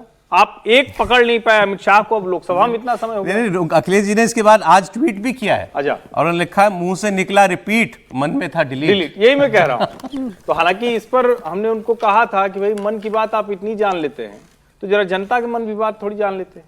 और अमित शाह को अगर इतना जान गए हैं तब तो फिर और इनको समझ के रहना चाहिए। नहीं, हाजिर जवाबी अपनी तरफ, अपनी जगह पर, लेकिन देखिए ये कोई छिपी हुई बात नहीं है और ये कोई बहुत गलत बात भी नहीं है। राजनेताओं में टॉप पोजीशन के लिए हमेशा एक संघर्ष चलता है। नरेंद्र मोदी की बात कौन, ये सवाल हमेशा भारतीय राजनीति में भाजपा के सामने मुंहबाए खड़ा हुआ है। अमित शाह नंबर 2 हैं, इसमें कहीं कोई नरेंद्र मोदी के बाद लंबा अंतराल है, फिर अमित शाह खड़े दिखते हैं वहां, इसमें भी कहीं कोई नहीं। और अमित शाह जैसा नेता भी कोई नहीं जो कमाल तरीके से संगठन चलाता हो। भारतीय जनता पार्टी सबसे बड़ी पार्टी बनी तो वो इसी वजह से, जब भारतीय जनता पार्टी रिकॉर्ड 73 सीटें जीती है तो 71 + 2 73, तो उत्तर प्रदेश के अध्यक्ष भले लक्ष्मीकांत वाजपेयी थे, लेकिन पूरी जो रणनीति थी वो अमित शाह की थी। तो जो 17 का चुनाव जो जीता भारतीय जनता पार्टी ने, वो पूरी रणनीति अमित शाह की थी। तो आप अगर अमित शाह को देखें तो भाजपा आज जो आपको विशालकाय नजर आती है, आज जो सशक्त योगी अमित शाह की बात हो रही है, योगी अमित शाह, मैं वही कह रहा हूं। आपको बहुत से लोगों ने, बीजेपी विरोधी लोगों ने कहा कि अच्छा क्या कह देते, आप लोग बड़े खुश हो रहे हैं बीजेपी समर्थक लोग, अरे लो अमित शाह जी ने तो पैरवी कर दी, अब साथ हो गए योगी जी के, तो क्या कह देते कि नहीं अखिलेश जी तुम जीतोगे, योगी जी हार जाएंगे? यही कहते ना जी, जीतेंगे वो भी। लेकिन वैसे भी आप देखिए तो अमित शाह तो पहले भी कह चुके हैं कि हमने तो बहुत लड़के योगी जी को मुख्यमंत्री बनवाया है। और 17 की बात अलग है, 22 में योगी आदित्यनाथ के चेहरे पर चुनाव हुआ और यही मोदी शाह उनको मुख्यमंत्री बनाए हैं, ये ध्यान में रखना होगा। और सबसे बढ़िया बात तो योगी जी ने कह दी कि भाई शीर्ष नेतृत्व से झगड़ा होगा इतना तो हम बनेंगे कहां, रहेंगे कहां। हाँ, वो भी एक पॉडकास्ट में बता देता हूं, सीधा सवाल पूछा गया कि आपकी केंद्रीय नेतृत्व से नहीं बनती, तो उसका जवाब उन्होंने दिया, नहीं बनती तो मैं मुख्यमंत्री रहता। अगर किसी भी राज्य का कोई एक मुख्यमंत्री या कोई नेता वो केंद्रीय नेतृत्व से लड़ के बैठे तो ये तो संभव नहीं ना। भाजपा तो कैडर वाली पार्टी है, कल्याण सिंह और उमा भारती नहीं बचे, दूसरों का उदाहरण छोड़ दीजिए, ये 2 बड़े उदाहरण मैं बता रहा हूं। कल्याण सिंह कितने बड़े नेता थे, हिंदू सम्राट। देखिए नहीं, अमित शाह जी ने जो काम को वही कहना चाहिए था। भाई संसद के पटल पर बोल रहे हैं, देश के गृहमंत्री है, भाजपा के नंबर 2 के शक्तिशाली नेता है, तो कैसे कहते थे, वो क्या कह देते हैं कि मतलब जो है योगी जी बदले जाएंगे, यही कहेंगे रिपीट है। लेकिन इसमें उसका एक मैसेज भी है कि रिपीट 3 टर्म में योगी जी लखनऊ में ही रहेंगे। मतलब ये भी आप इसको रीड कर सकते हैं कि आगे जो है विनोद जी ने नया ट्विस्ट दिया। ट्विस्ट क्या भाई, ट्विस्ट ही दे रहे हैं सब उसमें, तो वो भी एक ट्विस्ट है। लेकिन मैं कह रहा हूं कि जो हर्षवर्धन जी कह रहे थे, उत्तर प्रदेश का इतिहास रहा है, चौधरी चरण सिंह से लेकर के और योगी आदित्यनाथ तक जो मजबूत मुख्यमंत्री हुए हैं वो हमेशा अपनी पार्टी के हाईकमान से थोड़ा अलग चले हैं। अच्छा, हाँ, नेहरू के ज़माने में पंत जी की अलग हैसियत थी, उसके बाद चौधरी चरण सिंह जब बने, इंदिरा गांधी केंद्र में थी, पार्टी अलग हो गई थी, सम्मिश्र सरकार, उन्होंने चुनौती दी।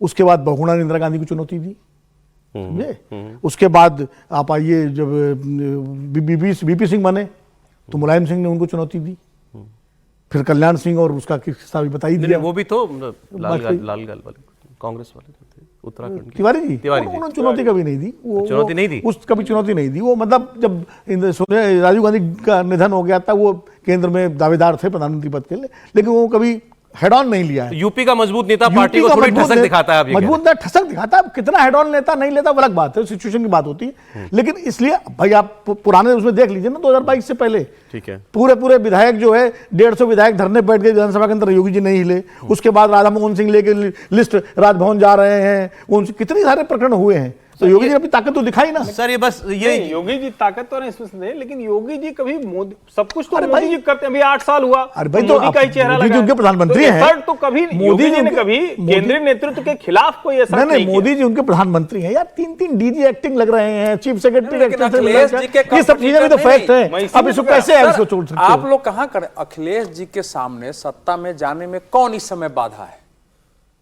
योगी किस चेहरे के कारण उनको सत्ता जो है 2022 में जीतते जीतते नहीं बने? तो उनको प्रधानमंत्री नरेंद्र मोदी गृह मंत्री से थोड़े सामना करना है, तो उनको जिससे सामना करना है वो प्रश्न उन्होंने उठाया। देखिए, इसका दो भाग है। अमित शाह जी ने भारत के राजनीति के इतिहास में शायद अब उन सांसदों में शामिल हो गए हैं जिनका हम लोग सुनने के लिए, जब टीवी आया तो टीवी, रेडियो था तो रेडियो, या पत्रकार संसद। जरा सा रोक दूं, अमित शाह जी पर 15 मिनट मुझे बात करनी है आगे, तो अभी अमित शाह जी और योगी की बात। हाँ, तो इसलिए ऐसा है, तो वो जो उन्होंने संगठन के रूप में, एक मंत्री के रूप में, सांसद के रूप में स्थापित किया, तो देश में फिर ये हुआ कि भाई योगी जी के रहते कुछ लोगों ने इसको एक बना दिया है कि जैसे एक कंपटीशन चल रहा है दोनों के बीच में। केंद्रीय सत्ता को योगी जी की उपयोगिता समझ में आती है, जिस दिन समझ में नहीं आएगी तो अपमानित थोड़े सम्मान पूर्वक योगी जी का कुछ ऐसे काम दिए जा सकते हैं जो जिससे इस पर असर नहीं पड़ेगा। अभी योगी जी को उत्तर प्रदेश से हटा के कोई केंद्रीय नेतृत्व निर्णय कर रहा हो, मुझे नहीं लगता है, या मेरी जितनी जानकारी है कि प्रधानमंत्री नरेंद्र मोदी या अमित शाह के दिमाग में ये चल रहा हो कि यूपी से अभी तुरंत उनको हटा के और किसी और को सत्ता स्थापित करना है, या उनको राजनीति से बाहर या राजनीति से बाहर कर देना है। वजह थोड़ी होती भी है। देखिए, जब आप काम करते हैं, जब आप असर्टिव होते हैं पॉलिटिक्स में ना, तो आपके विरुद्ध और समर्थन में भी लोग खड़े होते हैं। कई बार आप किसी को डांटते हैं, कई बार आप किसी की बात नहीं मानते हैं, जो आदमी उस ढंग से काम करता है। तो योगी जी का एक कैरेक्टर। एक सवाल मैं पूछ लूं, पार्टी पॉलिटिक्स हर होती है, हर दल में होती है, नेताओं की महत्वाकांक्षाएं भी होती हैं, और जहां पर स्टेक्स इतने हाई हों, और आप बात कहां की हम लोग कर रहे हैं, तो नेताओं के बीच में थोड़ी तनातनी होना स्वाभाविक सी बात है। लेकिन ये पार्टी के अंदर की राजनीति अपनी जगह, जब चुनाव आते हैं तो हमने तो ये देखा कि चुनाव में भी लोग एक दूसरे का काम लगाते हैं। यहाँ ऐसा होता है क्या? लोकसभा में तो हुआ है, लोकसभा में तो हुआ, तभी सीटें कम हुई। नहीं, लोकसभा में वो 33 सीटें रही। नहीं, लोकसभा के दूसरे, देखिए लोकसभा में तो कार्यकर्ताओं के अंदर, देखिए उत्तर प्रदेश में जो समस्या है, योगी जी ने कहा टिकट तो दिल्ली ने बांटे थे। नहीं, ऐसा उन्होंने नहीं कहा। अभी बोला सर, नहीं गलत थोड़ी कहा, पार्लियामेंट बोर्ड बांटे तो सही कहा उन्होंने, टिकट तो दिल्ली से ही बांटे थे। नहीं, एकदम एग्जैक्ट ऐसे। देखिए ऐसा पूरा ये होता है ना भाई, तो बैठक होती है सर, पार्लियामेंट्री बोर्ड ही तय करेगा, लेकिन जाता तो नीचे से ही है ना। 4 बैठक हुई है जिसमें मोदी जी। देखिए क्या है, उत्तर प्रदेश में ये सच है, ये सच है कि उत्तर प्रदेश में संगठन को और थोड़ी कार्यकर्ताओं की अनदेखी हुई है पूरे राज्य में, उसको लेकर के एक असंतोष है, और वो मुख्यमंत्री होने के नाते योगी जी के विरुद्ध जाता है। और योगी जी, मुझे उम्मीद है कि इसकी भरपाई कर रहे होंगे, उनके पास भी ये सूचनाएं हैं, केंद्रीय नेतृत्व ने भी ये सूचनाएं उनको दी हैं कि ये स्थिति बन रही है। चूंकि चुनाव के परिणाम के जो कुछ आए हैं उनमें ये बातें जगह जगह से कार्यकर्ताओं ने बताई है, लेकिन इसका ये अर्थ नहीं है कि कोई उनको अभी इस समय हटा दो। योगी जी को बदलने का, हटाने का कोई कार्यक्रम नहीं है, इसमें कोई दो राय। चुनाव के तुरंत बाद एक रस्साकसी हुई थी, एक एक्सरसाइज बदलने की बात आ कहां से गई? वो तो मैं कह रहा हूं, विकल्प क्या है उनके अलावा? नहीं, सुन लीजिए, चुनाव के समय रस्साकसी हुई थी, हम सब उस पर डिस्कस कर रहे थे, कितना डिस्कशन हुआ था कॉफी विद कुरुक्षेत्र में, याद करिए। ऐसा नहीं है, लेकिन उपचुनाव में योगी जी ने अपना सिक्का जमाया, 10 में से कम से कम 7 सीटें जीत करके उन्होंने 8 सीटें एक बार फिर से दिखा दिया कि ताकत उनकी उत्तर प्रदेश में है। इसलिए फिलहाल योगी जी को बदलने की कोई बात नहीं। छोटा सा बयान है, फिर दिखा दीजिए, कुछ नए व्यूअर्स जुड़ेंगे तो फिर कॉन्टेक्स्ट क्लियर रहना चाहिए, हम ये बात क्यों कर रहे हैं। सुना दीजिए एक बार, मैं आरती जाता हूं। मान्यवर, 2013 में वो भी रिपीट होने वाले। मान्यवर, 2013 में वो भी रिपीट होने वाले। अब आरती जी, मतलब देखिए क्या है पॉलिटिकल गॉसिप, क्या है कि अब भाई Yogi ji all powerful UP के अंदर हैं, यूपी में चुनाव जिताने वाला एक ही नेता बड़े कद का उनके पास है, और योगी आदित्यनाथ ने एक लंबी लकीर खींच दी है हिंदुत्व की, लेकिन ये बात दिल्ली में लोगों को पसंद नहीं आती है, और खास तौर पर अमित शाह जी, उनके बीच में एक राइवलरी चल रही है, उसके बीच में ये बयान आया है। देखिए, पॉलिटिकल गॉसिप जो है वो तो होता ही रहेगा, और ये हम कई अरसे से सुन रहे हैं। पहले तो ये भी बात होती थी प्रधानमंत्री जी और गृह मंत्री में आपस में झगड़ा है, गृह मंत्री और योगी जी का झगड़ा है, ये सारी चीज़ें ये गॉसिप के लिए ठीक है, लेकिन ग्राउंड पे सिचुएशन क्या है? ग्राउंड पे ये सिचुएशन है कि मुख्यमंत्री अगर योगी जी बने तो प्रधानमंत्री और गृह मंत्री की सहमति और उनकी वजह से बने। दूसरी बात, जो उन्होंने सेंटेंस यूज किया है कि वो भी रिपीट होंगे, वो यही दर्शाता है कि दोनों प्रधानमंत्री और गृह मंत्री का जो विश्वास योगी जी में है वो बरकरार है और बहुत छोटे काल के लिए नहीं है, वो लंबे काल के लिए है। इसका मतलब कि वो योगी जी को फ्यूचर में भी लीडर देखना चाहते हैं। और बहुत ही इंपॉर्टेंट स्टेट है उत्तर प्रदेश, इतनी सबसे मुश्किल स्टेट भी है और उस मुश्किल स्टेट के लिए एक मजबूत चीफ मिनिस्टर ही बीजेपी के पास होना चाहिए और उस रूप में वो देखते हैं। आगे क्या होगा हो सकता है वो रिपीट होने के बाद दिल्ली आ जाए, हो सकता है कि वो वहीं रहे। ये बहुत स्पेकुलेटिव बातें हैं, लेकिन असल बात ये है कि कोई भी एक्चुअली जब करनी पे आती है तो बीजेपी की टॉप लीडरशिप में कोई भी झगड़ा नहीं है। चुनाव जीतना है तो जीतना है, जीतना है तो जीतना है और मिलजुल के जो डिसीजन मेकिंग होती है वो मैं कहूंगी प्रधानमंत्री और गृह मंत्री, ये उनकी सबसे बड़ी मजबूती। अब जरा एक थोड़ी चर्चा ममता बनर्जी की भी कर लेते हैं। ममता जी प्रेस कॉन्फ्रेंस कर रही थी। एक तो उनको अभी हाल में झटका लग गया, सुप्रीम कोर्ट से 25,000 शिक्षकों की भर्ती को निरस्त कर दिया गया। बहुत बड़ी बात है ये। आप सोचिए जरा कि वो लोग कितने परिवारों को इसका नुकसान होगा। वो लोग जो डिजर्विंग थे वो नहीं नौकरी पा पाए, वो तो अलग। अब जो नौकरी में लग गए थे उनकी नौकरियां जाएंगी, उनका नुकसान अलग। और इनसे उनको जितनी तनख्वाह मिली है तनख्वाह भी वसूली जाएगी। अब ये प्रेस कॉन्फ्रेंस में सब बातें हो रही थी, ममता जी थोड़ी उखड़ी हुई तो थी। वहीं पर किसी ने सवाल पूछ लिया, वक्फ मैडम, वक्फ का बिल तो पास हो गया। तो पहले उन्होंने कहा कि मैं वक्फ पर बात नहीं करना चाहती हूं, ये हमारा डिस्कशन का मुद्दा नहीं है। लेकिन फिर भी मैं आपको बता दूं, आज ये सत्ता में है, कल को नहीं रहेंगे, दूसरी सरकार आएगी, हम फिर अमेंडमेंट लाएंगे, राज्यसभा और लोकसभा से नया बिल पास कराएंगे। सुनिए। But one day work of property also it was done motivatedly, politically, to divide the country, to divide and rule policy. That BJP's agenda, that we know everything. But one day they will go away and the other government will come, and that time must remember there will be another amendment and it will be passed in Lok Sabha and Rajya Sabha. अब जो Congress party की मजबूरी है इस bill को challenge करने की supreme court में, ममता जी की उससे भी बड़ी मजबूरी है, क्योंकि ममता जी के पास तो एक ही राज्य है और वहां पर मुस्लिम पॉलिटिकल ताकत जो है वो और बहुत बड़ी है, 30% के करीब है। अब ममता जी लेकिन और उनके जो सांसदों की जो चर्चा हुई है, जो बातें भाषण उन्होंने दिए, वो आप उठा करके सुनिए। तो वो उन्होंने तो क्या क्या नहीं कहा है कि इस बिल से मुसलमानों को कैसे हाशिए पर बीजेपी जो है ढकेलना चाहती है। अब सर वो जिस वनडे की उम्मीद कर रही है कि दिल्ली की सरकार बदलेगी, बीजेपी उस एक दिन का इंतजार कर रही है कि बंगाल की सरकार बदलेगी। नहीं, सीएए के संदर्भ में भी ममता जी का बयान पुराना निकालेंगे तो ठीक यही था कि सरकार आएगी तो इसको निरस्त करके हम खत्म कर देंगे हमारी सरकार, यही बयान था। पहले तो एक फैक्ट जो है देश को और खासकर देश की जो है पिछड़ी जातियों को जानना चाहिए। ममता बनर्जी के राज्य में 179 जातियां पिछड़ी जाति में शामिल है जिनको आरक्षण और अन्य लाभ मिलते हैं। जरा ध्यान से देश सुन ले, उसमें 118 केवल मुस्लिम जातियां हैं। कितने में से कितनी? 179 कुल वहां आरक्षण में जातियां हैं पिछड़ी जाति, जिनमें 118 केवल मुस्लिम जातियां हैं, 61 जातियां हिंदुओं में हैं। जब यहां से पिछड़ा वर्ग आयोग ने उनसे पूछा कि भैया ऐसा कैसे हुआ आपके यहां, ये तो आंकड़े पहले नहीं थे, तो उत्तर ये आया है वहां से कि इन लोगों ने अपना धर्म बदल लिया होगा। फिर गया कि भाई किसने कहां धर्म बदला है, तो उत्तर आया कि इसके आंकड़े हमारे पास नहीं है।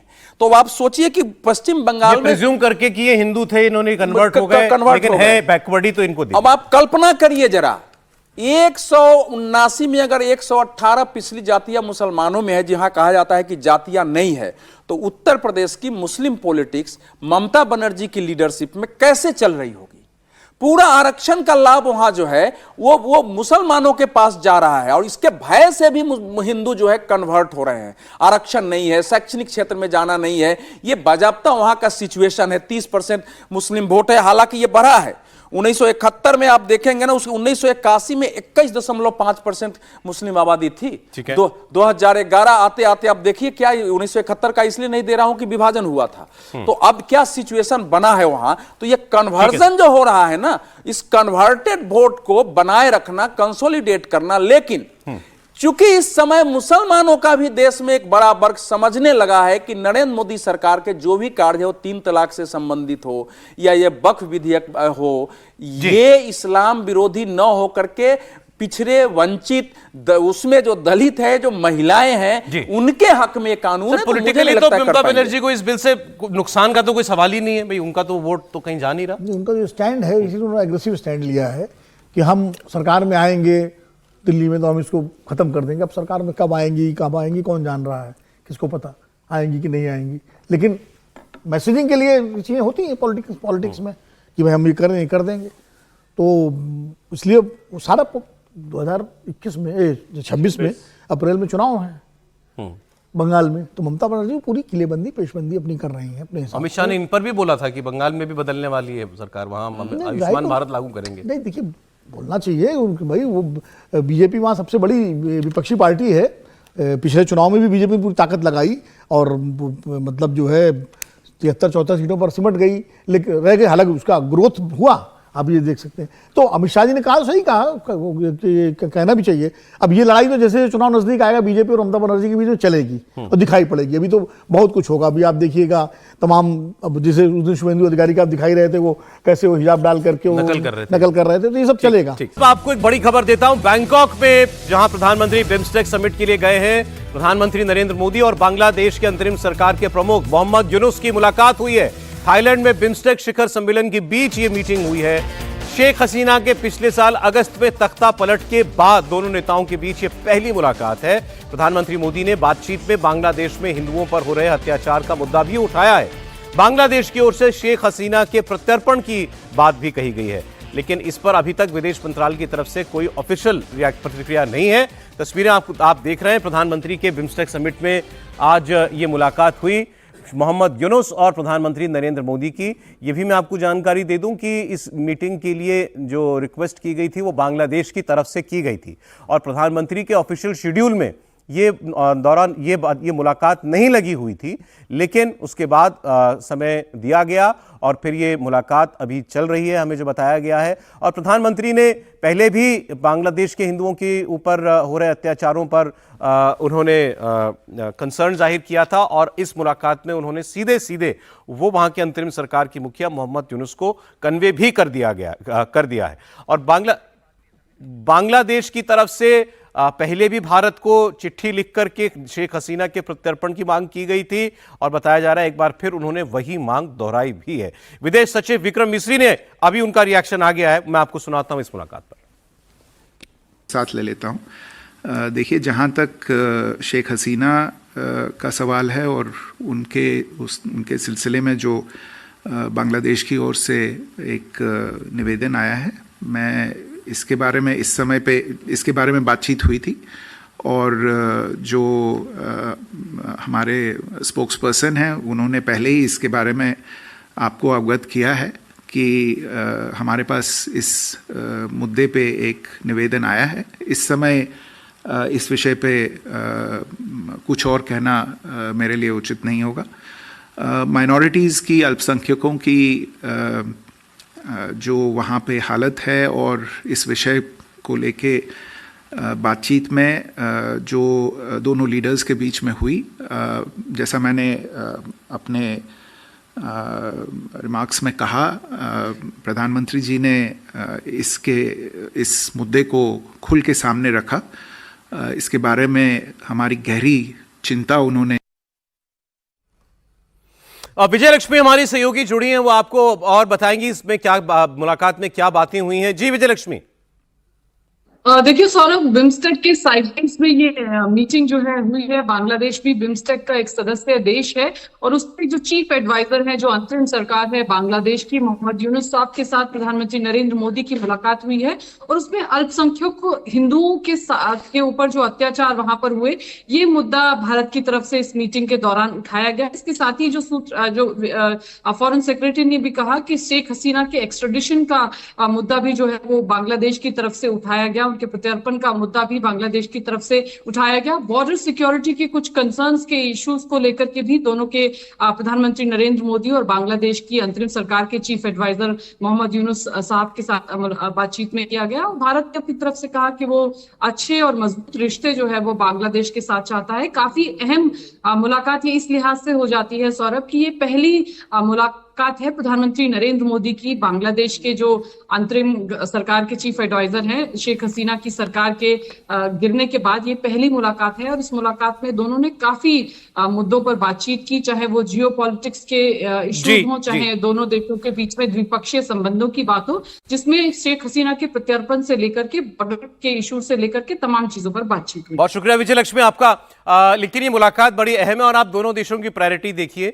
हम कह रहे हैं आपके देश में अल्पसंख्यकों पर, हिंदुओं पर अत्याचार हो रहा है, उस पर आप लगाम लगाइए, और वो मांग कर रहे हैं कि शेख हसीना को पहले हमें वापस लौटाइए। आरती जी देखिए, बहुत सिंपल सी बात है कि लगातार जिस दिन से शेख हसीना हटाई गई वहाँ से, उस दिन से इनफैक्ट आपको, आपके दर्शकों को भी मालूम है कि भारत का रिश्ता जो शेख हसीना के साथ है वो हिस्टोरिकल है।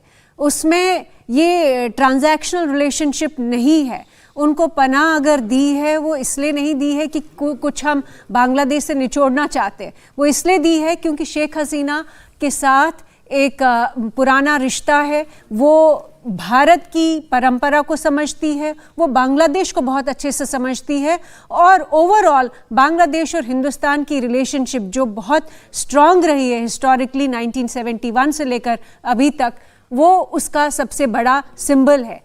तो ये मुझे नहीं लगता है कि इतना आसान होगा कि उन्होंने कह दिया और हमने शेख हसीना को भेज दिया, जब तक ये इंश्योर नहीं होगा कि शेख हसीना की सिक्योरिटी, शेख हसीना के साथ कोई गलत चीज़ ना हो। जिन हालातों में वो निकली है, उनकी जान पे जो खतरा था, अगर वो खतरा अभी भी है, जो कि हमें दिख रहा है कि अल्पसंख्यकों पे जो अटैक्स हुए, और लगातार यही माना गया कि शेख हसीना अल्पसंख्यकों की रिप्रेजेंटेटिव थी, वो उनकी अल्पसंख्यक जो है वो उनकी शरण में थे। और अगर वो खतरा अभी तक नहीं टला है, जो कि हम देख रहे हैं माइनॉरिटीज़ के साथ बहुत अच्छा व्यवहार नहीं है बांग्लादेश में, तब तक मुझे नहीं लगता है कि इंडिया उनको वहाँ भेजेगा। अभी ये मोहम्मद यूनुस का एक बयान और चर्चा में था कि इन्होंने कहा चाइना के हवाले से कि भारत का जो पूरा नॉर्थ ईस्ट है वो लैंडलॉक्ड है, हमारे साथ उसकी सीमा लगती है, चाइना आए यहाँ व्यापार करे, मतलब चाइना अपना दबदबा बढ़ाए, कॉरिडोर बनाए। पाकिस्तान को देखिए,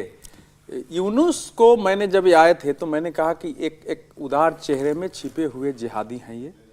अगर ये वहां पहले से पहचानते थे, बिल्कुल हमारे टेलीविजन पर चला उसका एक छिपा हुआ जिहादी। नहीं पहचानते इसलिए था कि इसने वहां, इनके कृत्य सारे वही निकले, वही थे जो ये लैंड, ये जो फाइनेंस, माइक्रो फाइनेंसिंग कर रहे थे ना, तो गांव के लोगों के यहाँ भाषण में वो इस्लामिक दिया जाता था कि कैसे जमीन तुम्हारा करना है, खुदा ने क्या कहा है, और उसी पर तो रोक लगाई थी। बाद में इस पर केस था जो ये मुकदमा करके भागा था। सिर्फ उतना ही नहीं, यूनिस का तो ये तो अभी बिल्कुल साफ भी हो गया है कि यूएसएआईडी ने जिस तरह से यूनिस को बनाया, जिस तरह से इनको अवार्ड्स दिए गए, जिस तरह से इनको प्रोजेक्ट किया गया माइक्रो फाइनेंसिंग के लिए, यूएसएआईडी ने उसी के प्रोजेक्ट का नतीजा है। और वो यूएसए ट्रंप ने बंद करी, भारत ने बंद करी, और ट्रंप ने उसके बाद कह दिया था अभी जब मोदी जी थे वहां तो भाई नरेंद्र मोदी देख लेंगे बांग्लादेश को। आपका सवाल था क्या? बिल्कुल मैंने ही जो सवाल किया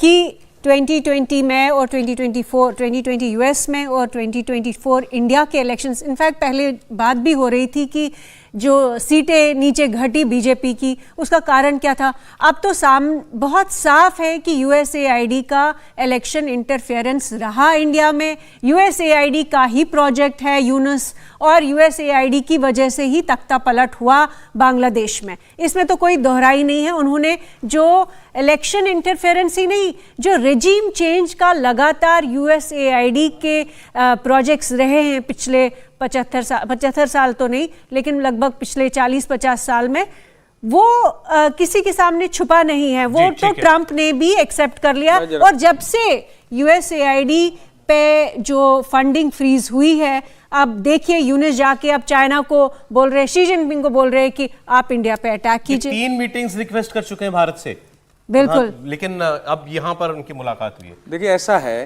कि ये बातचीत इतना सामान्य तो नहीं हो सकता है, क्योंकि भारत ने उस विद्रोह के बाद स्पष्ट कर दिया था कि भारत इसको लोकतांत्रिक, नैतिक, संवैधानिक और कानूनी परिवर्तन नहीं मानता है। विदेश मंत्री ने स्पष्ट कहा था कि आरक्षण के बहाने और केवल ये शेख हसीना की सत्ता को उखाड़ के फेंकने के लिए उनके विरुद्ध था। उसके बाद के सारी घटनाक्रम है, तो भारत ने तो इस मामले में स्पष्ट कर दिया था।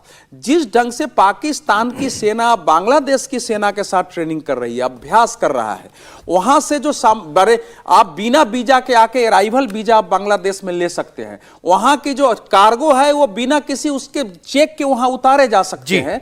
तो उसके बाद उसको एक पूर्वी पाकिस्तान बनाने की एक पूरी आधार भूमि वही लौट रहा है बांग्लादेश दोबारा। सर, अब इसमें तो कोई शक नहीं है कि ये बांग्लादेश की रिजीम इसके हित मतलब ये हमारे हितों की तो परवाह नहीं करता।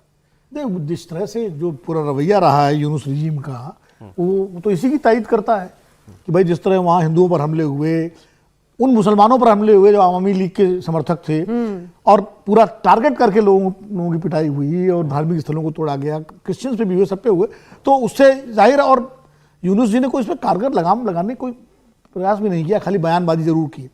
दूसरा वो जो ताज़ा अभी जो जैसा अवधेश जी ने बताया, पाकिस्तान के साथ जो उन्होंने, उस पाकिस्तान के साथ जिसने भयानक कत्लेआम किया बांग्लादेश में, टिक्का खां का पूरा जो है वो आप देखिए कैसे लोग मारे गए, वो सारा लोग इतिहास से बिल्कुल पढ़े हुए हैं। और हम तो उस समय बाहोश, हम लोगों को याद है सारी चीजें, बचपन था लेकिन काफी चीजें। ट्रंप के आने के बाद बदले कुछ इनके सुर क्या?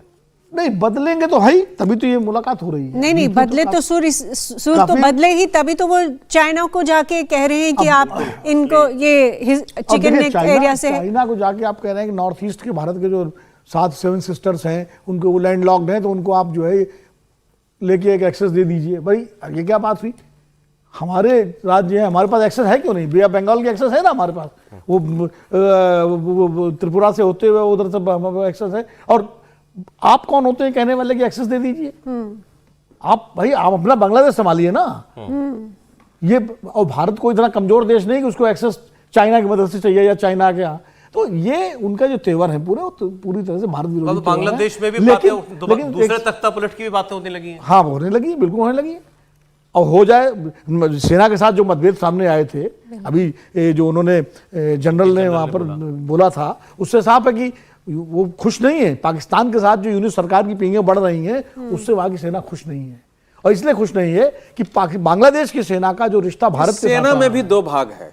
नहीं, सेना में भी देखिए, इनके शेख हसीना के समय भी सेना में विद्रोह हुए थे। वो बात सही है, हर जगह 2 भाग होते हैं, लेकिन मेजॉरिटी सैनिक जो है वो भाई मुक्ति वाहिनी से ही सेना बनी थी। लेकिन सेना बनी, इस समय वो सिचुएशन नहीं है वहां। नहीं, वो नहीं है। 2 भाग है, क्लियर कट। 2 भाग तो हैं, 2 भाग ना होते तो ये स्थिति क्यों होती? लेकिन फिर भी एक बड़ा तबका सेना का हिस्सा है जो भारत के साथ रिश्ते। आप देखिए, यूनुस सरकार बनने के बाद बांग्लादेश के का जो आया नेशनल डे आया, तो वहां से सैनिक अधिकारी से कलकत्ता आए और उन्होंने समारोह में भाग लिया। तो वहां एक बड़ा सैनिकों का वर्ग है जो भारत के साथ रिश्ते चाहता है अच्छे। अब ये इसकी और डिटेल आएगी तो पता लगेगा भारत ने अपने कंसर्न्स जो हैं कैसे उनके सामने रखे हैं, कौन कौन से और विषय उठे हैं। और मोहम्मद यूनुस की जो सरकार है, खासकर ट्रंप के आने के बाद और मोदी जी के तीसरी बार सत्ता में आने के बाद, अब इनके ये भारत के साथ कैसे संबंध चाहते हैं। आगे बढ़ते हैं। हम अमित शाह जी की बात कर रहे थे कि ये बिल जब आया लोकसभा और राज्यसभा में, वक्फ का बिल, परसों रात को 2:30 बजे तक, कल संसद चली है सुबह 4 बजे तक, और वो पहले मिनट से लेकर के आखिरी मिनट तक अमित शाह की मौजूदगी आपको संसद के अंदर दिखाई दी। और कल तो वो हुआ जिसके बाद अब सब चर्चाएं चल रही हैं कि ये कैसे मुमकिन किया गया होगा बीजेपी के द्वारा, और ये अमित शाह जी ने ही किया होगा कि वो दल जिन्होंने लोकसभा में बिल के खिलाफ वोट किया, वो राज्यसभा में कहते हैं कि हमारे सांसदों को आज़ादी है, उन पर कोई व्हिप लागू नहीं है, अपने विवेक के हिसाब से वो वोट दें। और उन्होंने वोट किया इस बिल के समर्थन में। 295 स्ट्रेंथ एनडीए की थी, 298 वोट मिले हैं। 100 माफ कीजिएगा, 198 128 माफ, सॉरी 125 स्ट्रेंथ थी, 128 वोट मिले हैं। अब वो 125 के वो सभी के सभी तो मौजूद नहीं थे, उसमें एक आध 2 एब्सेंट होंगे, लेकिन उसके बाद भी ये वोट बढ़ना वो बता रहा है कि वो दल जो लोकसभा में खिलाफ थे उन्होंने आकर वोट कर दिया। तो ये सब कुछ अमित शाह का किया, और इतने इंटरवेंशन पर जो उन्होंने बीच में अपने सांसदों का बचाव करते हुए विपक्ष के सांसदों को जवाब दिए, उसकी कुछ 2-3 उदाहरण मेरे पास हैं, वो आप देखिए, आपको भी पता लगेगा कैसी मजेदार डिबेट हुई थी। सुनिए। 2014 से मान्यवर जातिवाद, तुष्टीकरण और परिवारवाद को एक साथ नरेंद्र मोदी ने समाप्त कर विकास की राजनीति इस देश में प्रस्तावित की। पॉलिटिक्स ऑफ परफॉर्मेंस, परफॉर्म करिए और चुनकर आइए। 3 टर्म मोदी जी को चुना है और 3 टर्म भारतीय जनता पार्टी की सरकार रहने वाली है। मेरी बात ठीक कर। जो पार्टी ये कहती हो कि दुनिया की सबसे बड़ी पार्टी है, अध्यक्ष महोदय वो अपना राष्ट्रीय अध्यक्ष नहीं चुन पाए अभी तक। अध्यक्ष महोदय भारतीय जनता पार्टी क्या है?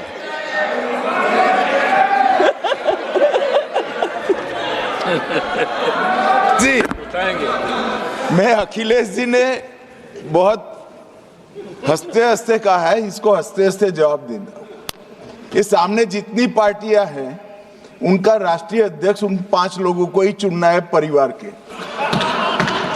हमें माननीय अध्यक्ष जी करोड़ों सदस्यों में से 12-13 करोड़ सदस्य प्रक्रिया कर चुनना है तो देर लगती है। आपके यहाँ जरा भी देर नहीं लगेगी। मैं कह देता हूं अभी 25 साल तक आप अध्यक्ष हो जाओ, नहीं बदल सकता।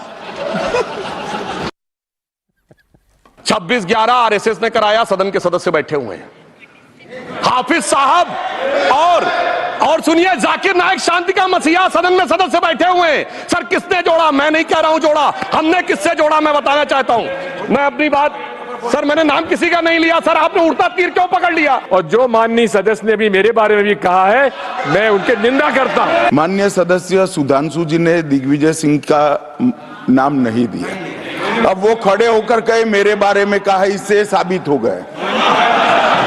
और अभी भी मौका है। आपने नहीं कहा है कि 26/11 के हमले में आरएसएस का हाथ था, तो अभी खड़े होकर माइक चालू कराकर बुलवा दीजिए माननीय। और आपत्तिजनक बात है, मैंने ये बात कभी नहीं कही है, ये आप लोगों का प्रचार है। माननीय गृह मंत्री जी, आप वहां पर जब गृह मंत्री थे, जब दंगे हुए थे, तो आप लोगों का क्या रोल था ये जन जाया करें। इनको मेरा हुआ ऐसा है कि मैं ही दिखाई पड़ता हूं। दंगे शांत होने के बाद 18 महीने के बाद मैं गृह मंत्री बना। दंगा हुआ तब मैं गृह मंत्री नहीं था। अब ये तो हमने कुछ 2-3 हिस्से जो मजेदार डिबेट में थे वो हमने आपको दिखाए, लेकिन जैसे मैं आपको बता रहा था, इस बिल के पेश होने से लेकर के पास होने तक दोनों सदनों में अमित शाह हर वक्त मौजूद रहे। 14-14 घंटे, 15-15 घंटे संसद चली है, वो हिले नहीं। वही हमने देखा है, सरकार के बचाव में खड़े हुए। कहा 3 टर्म अभी सरकार मोदी जी की रही, 3 टर्म अभी और रहेगी। जहां उनके सांसद की किसी बात पर विपक्ष से कोई आपत्ति होती थी, जवाब पहले अमित शाह का आ जाता था। लेकिन बड़ा दिलचस्प बात कही, और मैंने तो पूरी राष्ट्रसभा की डिबेट सुनी, आपने भी समझो सुनी होगी। उनका इंटरवेंशन कई बार बहुत ही अच्छा इंटरवेंशन था। लोकसभा वाला तो हम लोग चर्चा कर ही चुके हैं। उन्होंने कहा कि 3 टर्म मोदी जी की सरकार चुन के आई है और 3 टर्म बीजेपी की सरकार और रहेगी। मतलब अभी मोदी जी की आई है, बीजेपी की आएगी। नहीं ठीक है, आप कैसे भी कह लीजिए, ये प्रेजेंस ऑफ माइंड है। प्रेजेंस ऑफ माइंड है। और दूसरा, कल वाईएसआर कांग्रेस का और बीजेडी का कह देना कि हमारे सांसद अपने विवेक पर वोट डाल दें। और मैं सस्मित पात्रा को देख रहा था, बीजेडी के सांसद राज्यसभा के, उन्होंने कहा मैंने वोट दिया है बिल के समर्थन में। इनके लोकसभा के साथियों ने विपक्ष में वोट किया। मैं यही कह रहा हूँ, उस वक्त चूंकि मुस्लिम सांसदों की बात कर दी तो विनोद जी ने दूसरे संदर्भ निकाल लिए। किसी की तो अंतरात्मा जागनी चाहिए। वो कैसे जागी? अंतरात्मा 2 ही तरह से जागती है। एक तो ये कि जब आपको सचमुच लगता है कि ये ठीक है, हमको इससे कुछ लाभ होगा। दूसरा, देश का वातावरण कैसे देख रहा है। दोनों चीजें अमित शाह मोदी युग में तय हो रही है। इसको बहुत स्पष्टता से कह रहा हूं। ये मोदी और शाह युग न होता तो इमरान मसूद अपने आप को राम का वंशज कल कोई संदेश गया होगा ना, और हो सकता है अमित शाह जी के द्वारा ही गया हो। बहुत इन पार्टियों को बहुत स्पष्ट है। और आप देखिए, बीजू जनता दल के साथ, वाईएसआर कांग्रेस के साथ भाजपा के जो रिश्ते रहे, वहां भी दोनों जगह एक दूसरे, बीजू जनता दल को तो सत्ता से हटाकर आए और आंध्र प्रदेश में भी सत्ता से वाईएसआर कांग्रेस हटाए। लेकिन फिर मैं कह रहा हूं, संसदीय राजनीति में ऐसे उदाहरण देखने को मिले हैं जब नेता मजबूत होता है, नीति मजबूत होती है, नीयत साफ होती है। और ये सारी बातें मोदी शाह युग में स्पष्ट दिख रही है। अमित शाह को भारतीय राजनीति में एक ऐसे एग्जीक्यूटर लीडर के तौर पर जाना जाएगा जो असंभव से काम को संभव करके दिखाता है। फिर मैं कह रहा हूं 370 वाला याद कीजिए और आज ये वाला याद कीजिए, दोनों आपको सेम टू सेम। वैसे बिल पर बहुत एक्सरसाइज होती है, लेकिन फिर भी प्रधानमंत्री का होना और मोदी जैसे प्रधानमंत्री का होना, वो उसका अपना प्रभाव है। प्रधानमंत्री देश में नहीं थे जब ये बिल पास हुआ है, इसीलिए प्रधानमंत्री देश में नहीं थे, इसीलिए गृहमंत्री जी ने पूरा वहां सदन में मौजूद रह करके इसको इंश्योर किया कि राज्यसभा में, चूंकि नंबर गेम में थोड़ा सा क्लोज था मामला, टाइट पोजीशन थी, तो कहीं इधर से उधर कुछ मामला ना हो जाए, इसलिए वो बाकायदा मौजूद रहे। और बीजेडी और वाईएसआर मैनेज किए गए। भाई फ्लोर मैनेजमेंट तो वही होगा, ऐसा थोड़ी है। अंतरात्मा दो कारणों से जागती है, आंतरिक और बाह्य, दोनों तरह के कारणों से। अब आंतरिक कारण से जागी है, बाह्य कारण से जागी है, ये तो सदस्य जाने जिन्होंने वोट दिया है। तो लेकिन एक बात मैं जरूर कहूंगा कि दिग्विजय सिंह ने तथ्यात्मक रूप से गलत बोला। वाकई बात सही अमित शाह जी ने कही, जब दंगे गुजरात में हुए गोधरा के बाद, तो उस वक्त अमित शाह जी गृहमंत्री नहीं थे, वहां के गृहमंत्री थे गोवर्धन झड़फिया, जो बाद में अलग हो गए, फिर केशुभाई पटेल के साथ चले गए। अमित शाह जी मंत्री थे लेकिन गृहमंत्री नहीं थे, वो बाद में जो है बने हैं। सर समय इतना ही था हमारे पास, लेकिन ये अमित शाह जी की बातें जो हैं और उनका खुद का भाषण और फिर उसमें बीच बीच में ये इंटरवेंशंस याद रहेंगे लंबे वक्त तक। और इस बिल पर जो बहस हुई है वो भी बहुत अच्छी हुई है, ये भी देश को याद रहेगी।